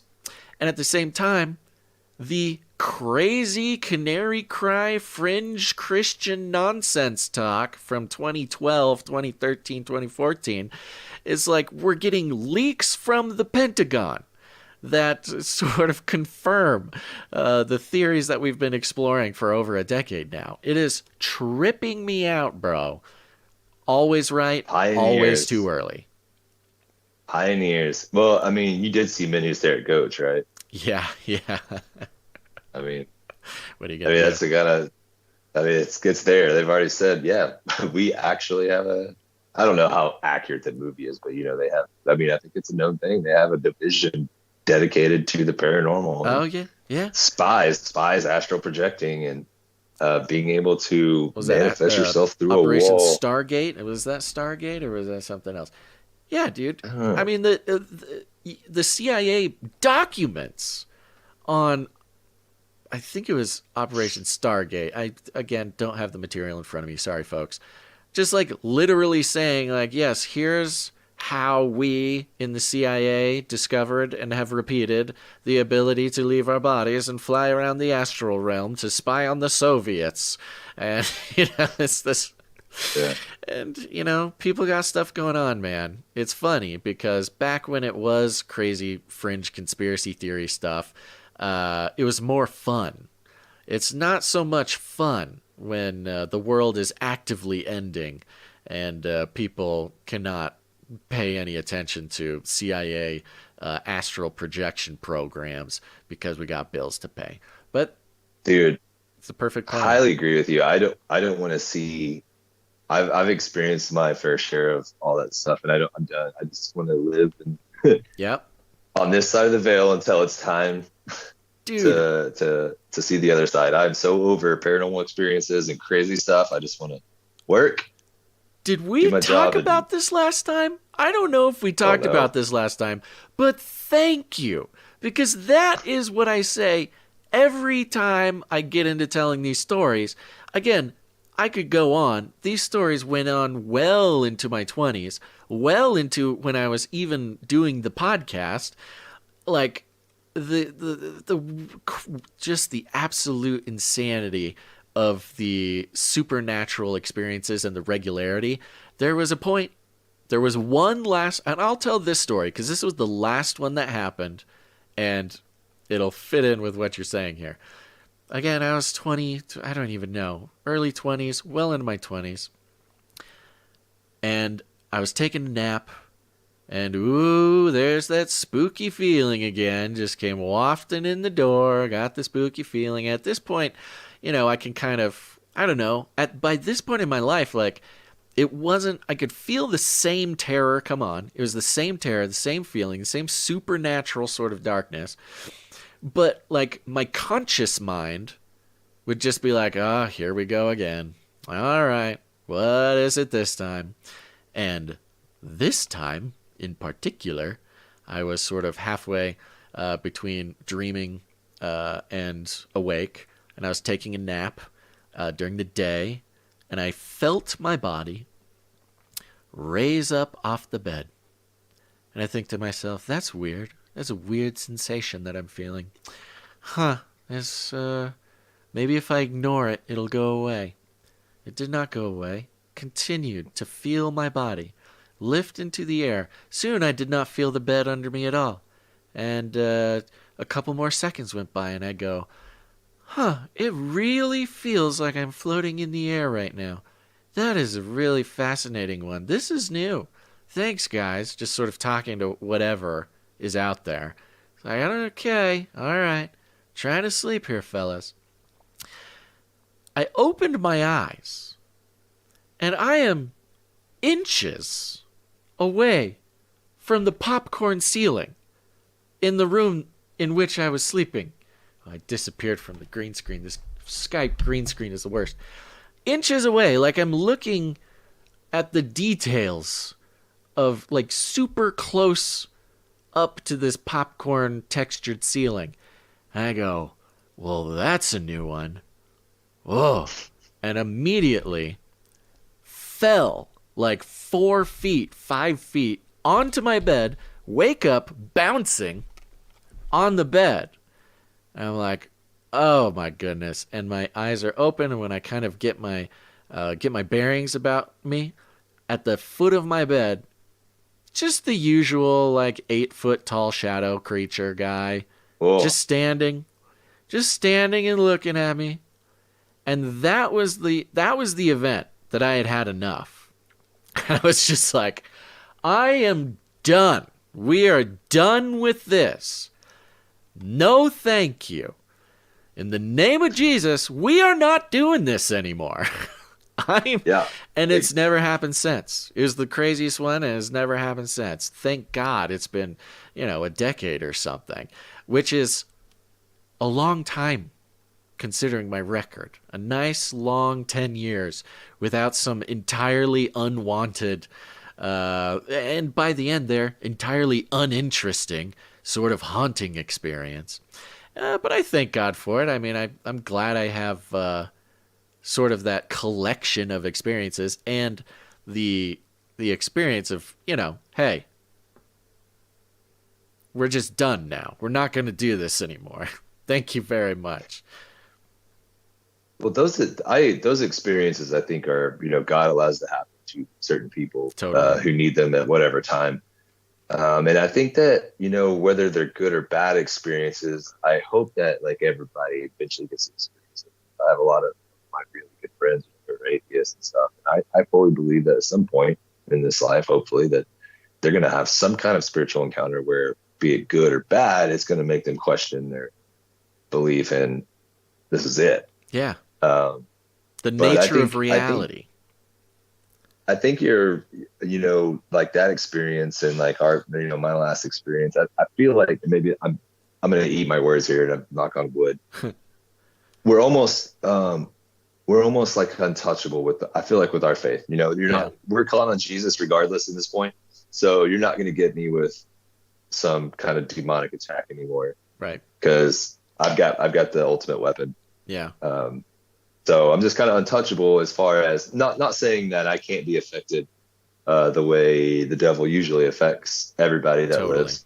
But as far as these insane spiritual encounters go, they're not, if I do encounter them, which I don't want to, I know what I got to do to get away from it. So, yeah, there comes a point when you experience it so much or so in depth that you can add no more reality juice to what's going on. Like, it might take a few times. Who knows? I mean, I don't know why it happens so much to me or why it happens so much to anybody. But it's funny because I can believe in the spiritual reality no more than I do.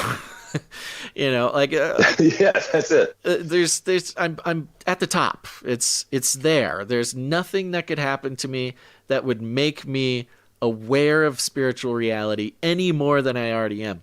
And that's kind of what I feel like the Lord did through that, which is like, yeah, all these spooky experiences. And then it was weird, like getting comfortable with them and like not necessarily freaking out in my heart about it. Still feeling the terror, but like not having it be a reality shattering experience or something.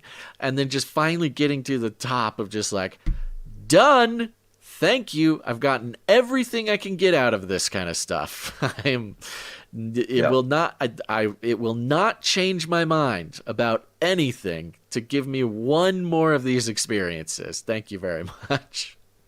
I'm happy raising emus and petting cats. Yeah, exactly. I don't want to do any of that other stuff. I just want to hatch my emu babies and do my podcast and call it a day. I don't need anything more. Which is funny because the position that you put yourself in, you should be ready for all of that because, like you're doing a lot of the work that the devil doesn't want us doing.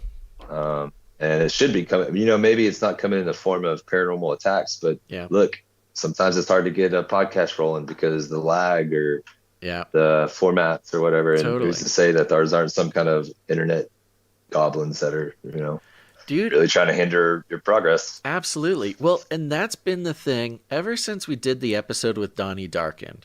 When we got that episode with Donnie Darkened recently, and I really had an encounter with the knowledge of the sovereignty of God during that episode.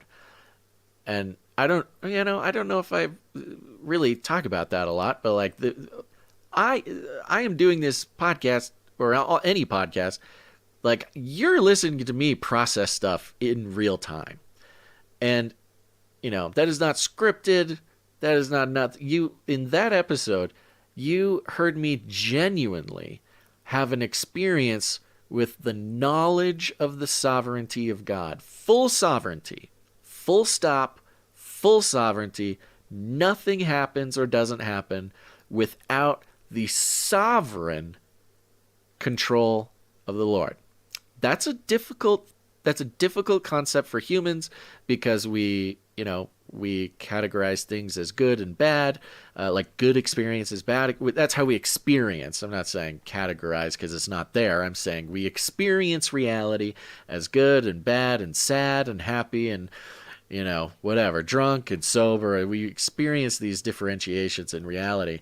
But the spiritual truth is full sovereignty, full stop. Nothing happens without the permission of the Lord. And that is one thing that, like an atheist, I already know the arguments that I will be given on this. Even a lot of Christians will give me arguments on full sovereignty. But I came in very close contact with the knowledge of the sovereignty of true sovereignty of God in that episode. A week later, I had the most astounding sort of encounter with the wisdom of the sovereignty of God. And I don't even know how to explain it. But the Lord was there, and I was there, and the mystery that is the sovereignty of God was laid out before me. And all of the human questions and all of the human differentiations and all of the, in our mind, the way we interpret reality, both spiritual and material reality, that was all stripped away.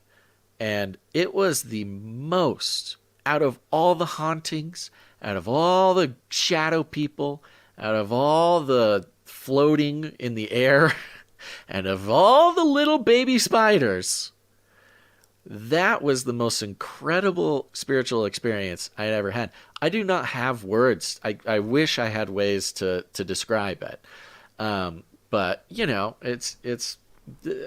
it was an encounter with spiritual mysteries that actually interested me. And I think that change of taste is such a gift of God. Yeah. I feel like I was gonna say that's a recent thing to happen to you. It was so recent. This was like 2 weeks ago.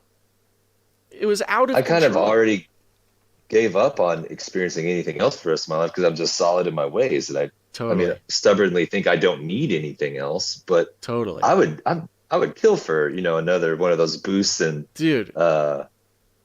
Dude, just I get it, man. Like, I don't know. I have no way of giving any advice on this because I was right there with you. Like, good, bad, spiritual stuff. I cannot be any more convinced. I totally get it. Blah, blah, blah. And it might be that attitude that I had that, had the Lord exercise his sovereignty again and give me, it really was an entirely new experience that did not resemble the previous experiences that I thought that I had such a tight grasp on. Yeah, and I wish I could talk about it more. I just really don't know how to do it. So, that's the fun part about guys like you and I, and who have these types of experiences, is it really does develop us in as humans, but not just material humans, spiritual beings made in the image of God. A lot of our experiences really developed us and matured us in a very specific way. And like we feel when we're 16, like we feel again when we're 25, and we feel like we got it all figured out, and we finally understand everything, and we have matured, and we're big boys now. It was kind of one of those. I was literally sort of in a daze for days after that. So I don't want to scare you, Sir Jamey, but I don't know if I want to warn you either. I think it'll be more fun if it just... It's coming. It's just coming. It's coming. Just God decides to flex that on it you. Is. Now that I know it's possible, I am telling you to watch out, because it could happen. Yeah, it is funny how we think we got it figured out, and then he'll show us real quickly that we don't. It's so funny. I mean, I think he likes it. I think he likes blowing our minds. That is part of the humor. God's sense of humor is real funny. But it's not funny at the beginning. It's not funny until afterwards. In hindsight, it's funny. Be not afraid. Be not afraid. It's there's a reason why that's such a common refrain when God comes in the Bible. Yeah, it was. Man, my brain is kind of stuck on processing that again. I gotta save that for later. Goodness gracious, Sir Jamey, we've gone 2.5 hours, man. The viewers watching the video have gotten quite the temporal experience because we watched the sunshine blasting through those windows above you go slowly to dusk and now to complete pitch blackness. So I'd say by at least a temporal metric, we have done a podcast. Yes, sir. Absolutely. I wish I was more prepared, and I hope I didn't sound like a bumbling idiot. But no, we talked about this, Jamey. It's the sovereignty of God. This podcast is exactly what it had to be. And I think we both sounded less nervous and less incompetent than we did. I'm going to do myself a favor and not go back and listen to it. Hey, I'm just going to trust that it's good. Trust me, I am not going to be listening to this again. I'm going to pass this sucker off to Gons. He's going to edit it. He's going to say, "You did a great job, Basil. Good job. My faithful partner and talented and beloved co-host, Basil. You did a great job. I couldn't even have imagined somebody doing a podcast any better than this." And then I would say, "Thank you, Gons. That's very nice of you to say."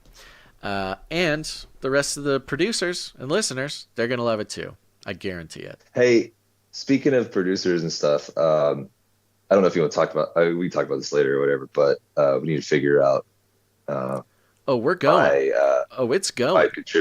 It's going, and it's my contribution and challenge to what's going on, which includes everybody that signed up on the last one. So I figured maybe just every week, maybe you could give me a number. Yeah, you're talking about for canarycry.tube? Yes. Yes. We did. I did go ahead and announce that yesterday. Folks, Sir Jamey riding in his shiny armor and his big white horse. There is the, I called it what did I call it? Sir Jamey's Challenge or something. We might let the Lord speak on an even more exciting title for it. But yes, it is an incredible offer that you've made, Sir Jamey. And this is a good opportunity to let everybody know about it. If you haven't heard, we're taking back our streaming sovereignty, folks.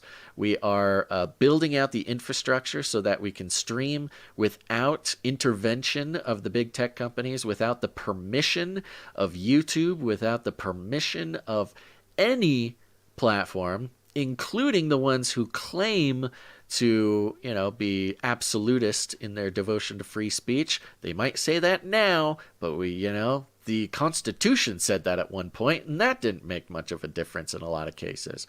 So, Sir Jamey is so valiantly and so generously, he's doing a price match, baby. It's the Sir Jamey price match guarantee, which if you go to canarycry.tube, that's a URL, canarycry.tube, put it in your address bar, go there, and you'll see all sorts of options. But the big push is to run the infrastructure that will secure our streaming sovereignty, and not just for us, but we are also on the vanguard of figuring this out, because someday soon, anybody who wants to enjoy free speech and broadcast at the same time, they're going to need to do this. It will be absolutely mandatory that all your favorite, free speech and podcasts take back their sovereignty, because they will not be given a platform. And so we're hoping to pioneer the ability to do this, figure it all out so we can help other broadcasts do the same thing whenever they decide the time is right. And this includes, some monthly costs that will be required to keep it going. Now, we have the best producers in the world. And if you want to join that team of best producers in the world, go to canarycry.tube, sign up for a monthly producership. It can be any price you want. You get to put in your own price with the PayPal thing. The idea is, hey, cancel your Netflix and put whatever you're paying for Netflix, put it towards this as sort of a paradigm shift in how we are, like we mentioned earlier in the episode, Jamie, the flow.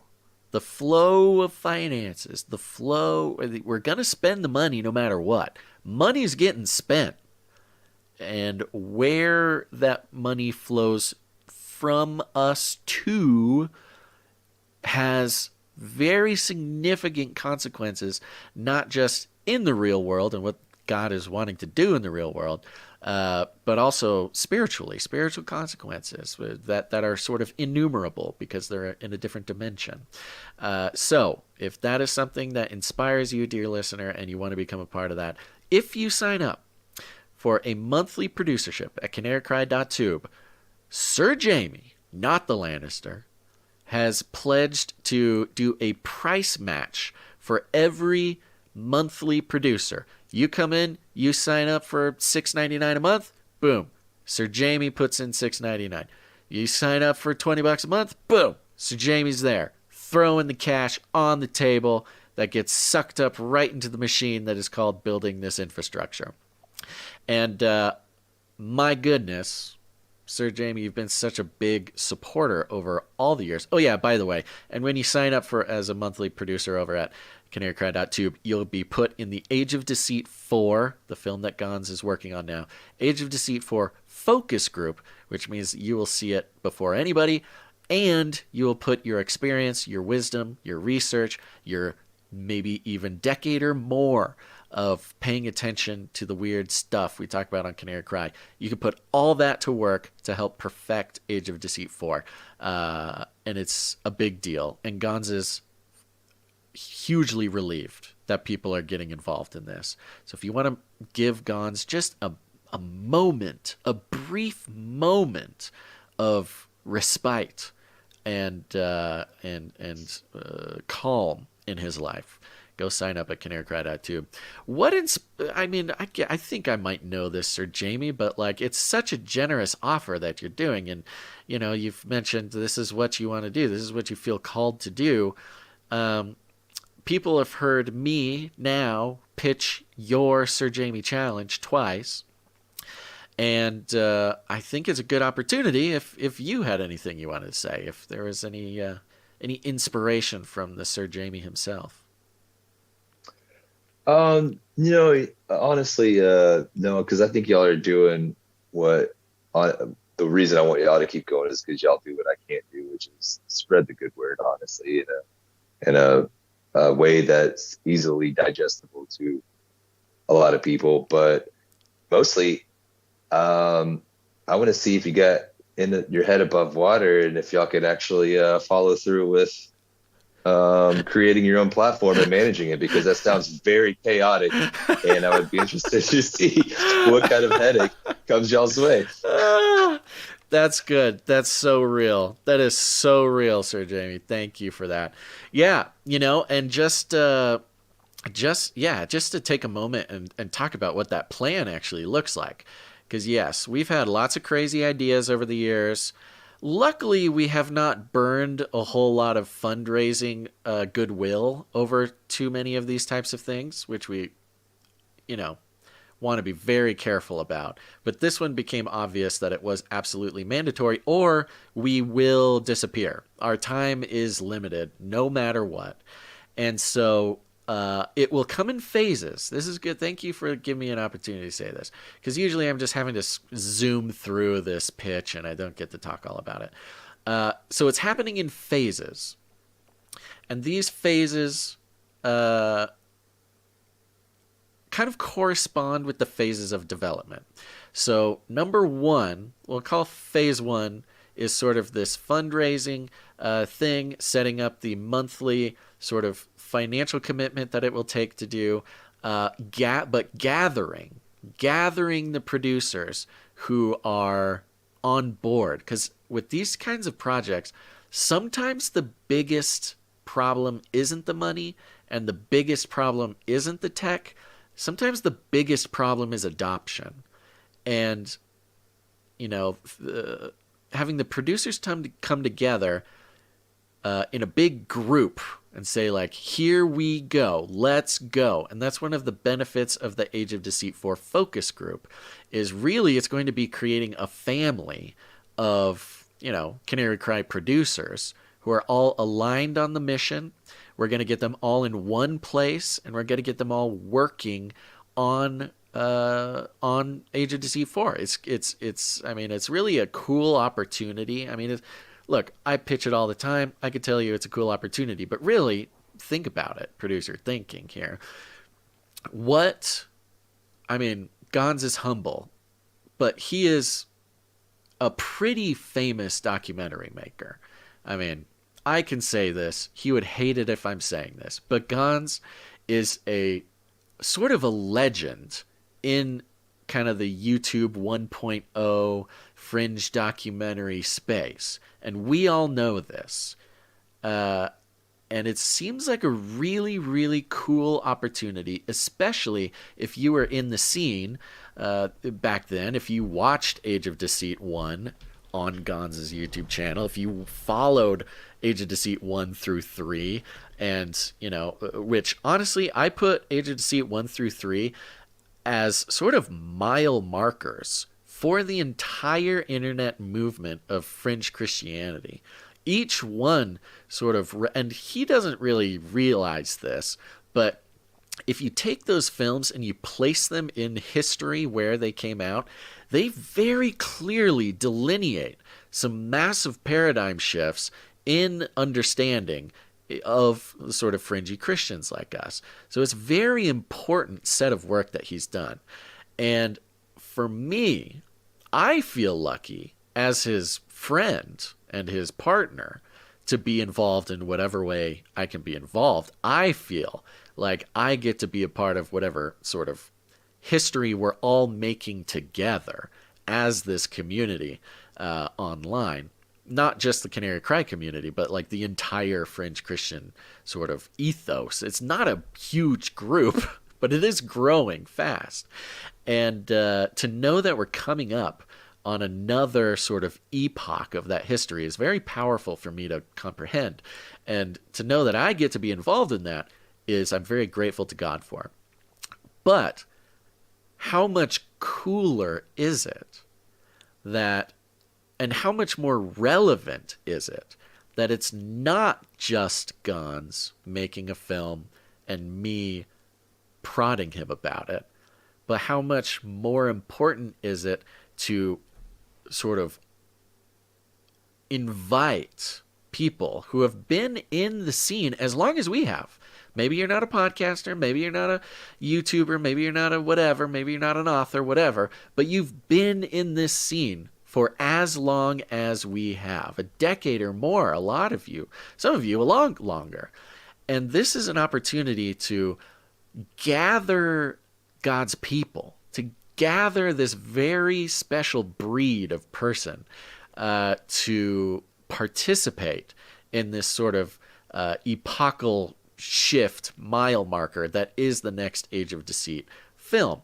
And so the hope is to gather as many of you as possible to align both spiritually and in prayer, but also physically and digitally in activating many of your long history in the scene, and including that in the process of making the film. It only makes sense. It almost seems like a crime to not let the real ones in on becoming a part of this film. So that's very cool. It's also cool. You'll be credited.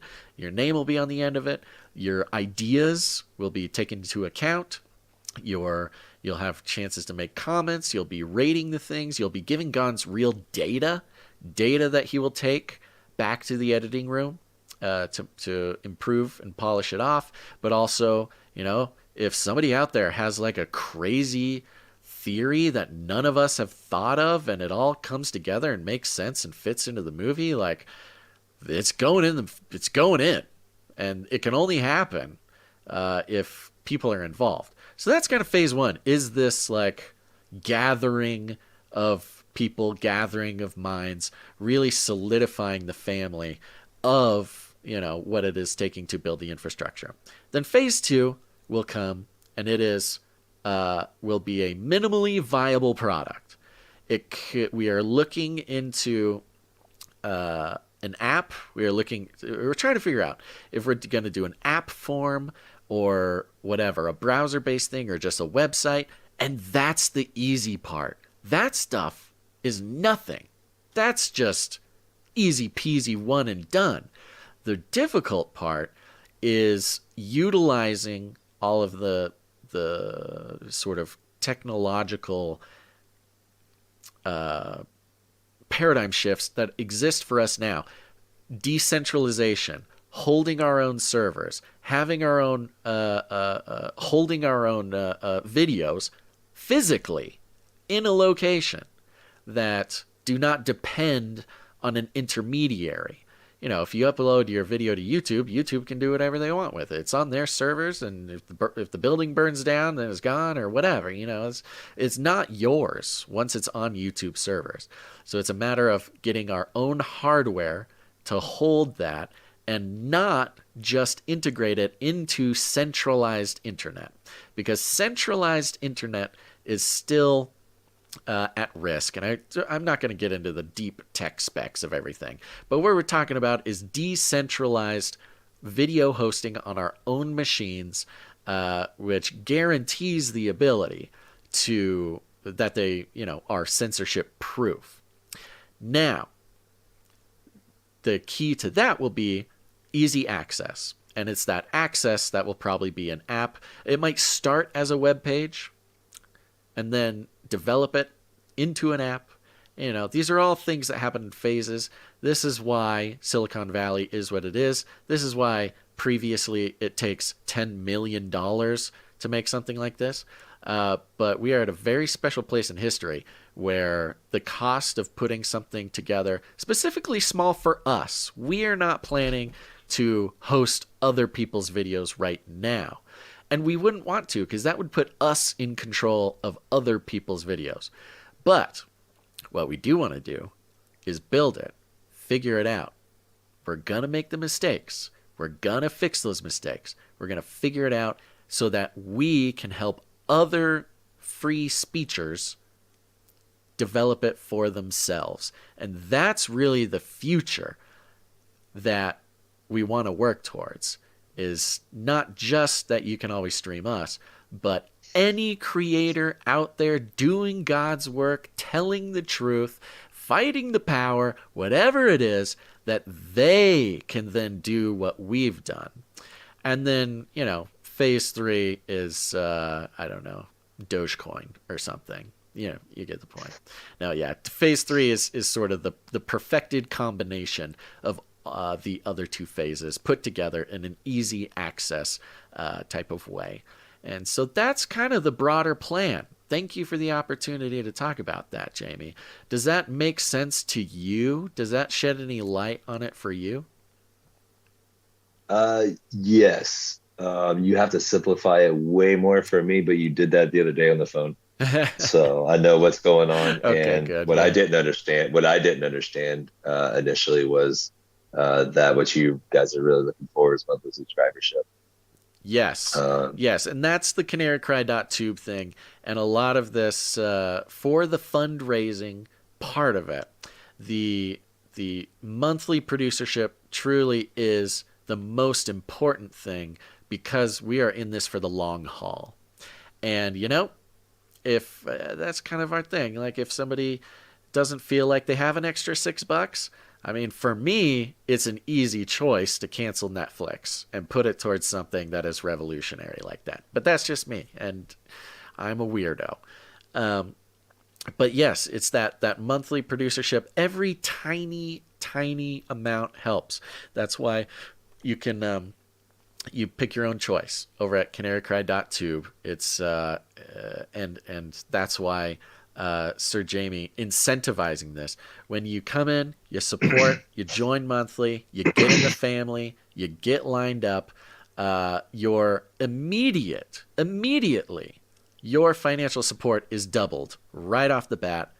Boom. And that's going to help us reach this milestone goal.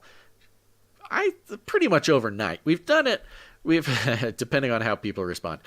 We've gotten to about, I didn't actually check today, but I'll try to quietly check while I do this. The canarycry.tube has been out for 1 month, almost 1 month on the dot. And as of yesterday, we were 45% complete with the goal, which is really impressive. Honestly, I'm very impressed. It's really nerve-wracking to make a public goal like that, especially with something that's a little bit hard for people maybe to understand or like really get all the details to. So I'm just incredibly humbled that we've made it this far in already. And we currently are sitting at 47% of the goal. 47%. So yeah, Jamey, with the Sir Jamey challenge, I'll give it another month. Boom. We are totally in business. And then we can get that hardware, get to work, buddy. I really appreciate it. I'm secretly hoping somebody like tests me and they're like, it's always going to match me.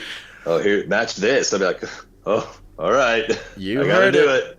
You heard it, folks. Go put whatever number you got. And this is the thing, because there's lots of listeners out there that are like, look, man, we're all hurting. And I know. Yeah. We're hurting also. That's the beauty of the value for value model, is we all hurt together.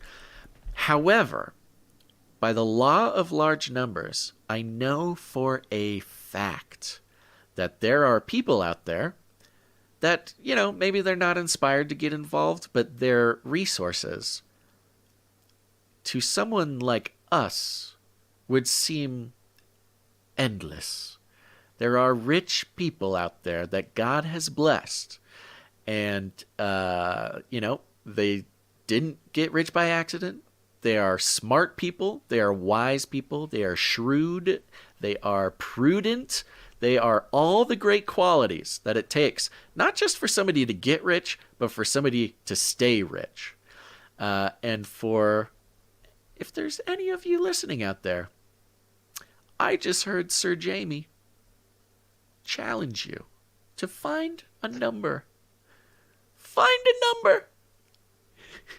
Which is funny because I don't know. I thought you were going with I'm rich at that point. I'm not. No. But I believe so much in what's going on that worst case scenario, I pay for half of what's left. And I'm more than happy to do that. Let's bankrupt Sir Jamey, everybody. Please try. I'm on board. If I go bankrupt, then it's for God's will, Sir Jamey might have to move into a tinier house. House. He'll live in a tinier house, and he will be so grateful for it. Look, this is my tiny home. It's 390 square feet. Not very big. It's beautiful. The tall ceilings really help. Cool. The tall ceilings really help the vibe. Did you build it yourself? No, of course not. I don't have the tools. I don't have. When it comes to doing something, I have the skill, but if you don't have the tools, when you try to do a job with the wrong tool, you make your life harder. That's true. I've learned that every day of my life. I told you I was a bad student. I told you I was a bad employee, and I'm telling you now, I was a bad sort of craftsman.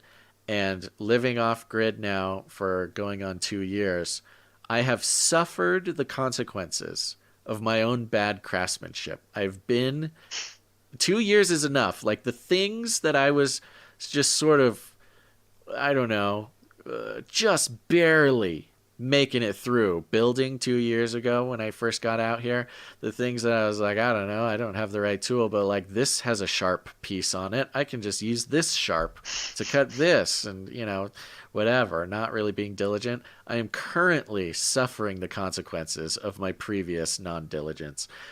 So I think you made the right decision, Sir Jamey. And I think that has some relevance to what we're trying to do with Canary Cry .2.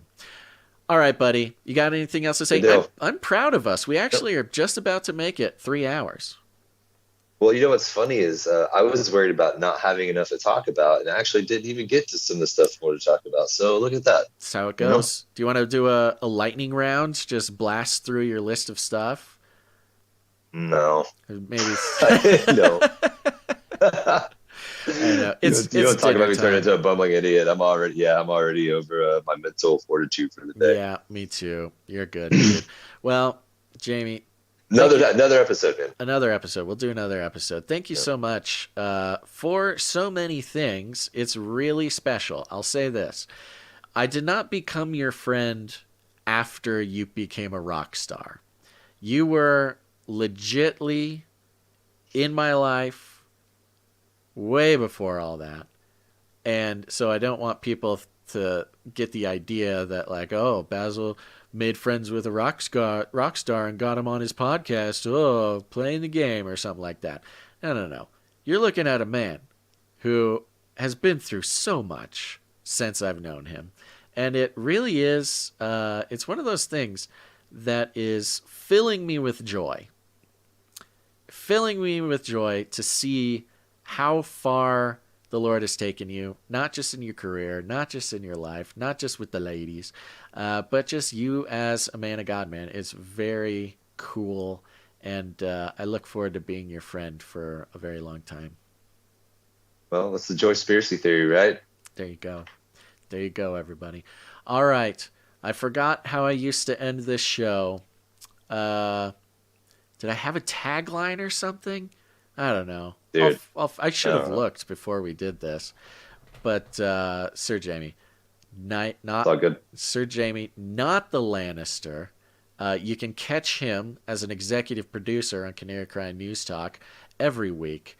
And folks, if you are not inspired by this individual, I have no other ways of helping you. I've run out of ways to help you in whatever you need me for. So if you need more, listen to this again and let the Lord speak while you listen. And other than that, we will see. We will see if there are more episodes of this show. If you want more episodes of this show, send an email to basil.rosewater@gmail.com or canarycryradio@gmail.com. You don't have to volunteer to be on it. Just say, please more. And I go, okay. But if you do want to be on it, let me know there too. And remember to put in your email, Sir Jamey inspired me to email you. And I will go, well, whatever Sir Jamey inspires, I take very seriously. Thank you very much, buddy. We'll keep in touch. Too kind, man. I don't know.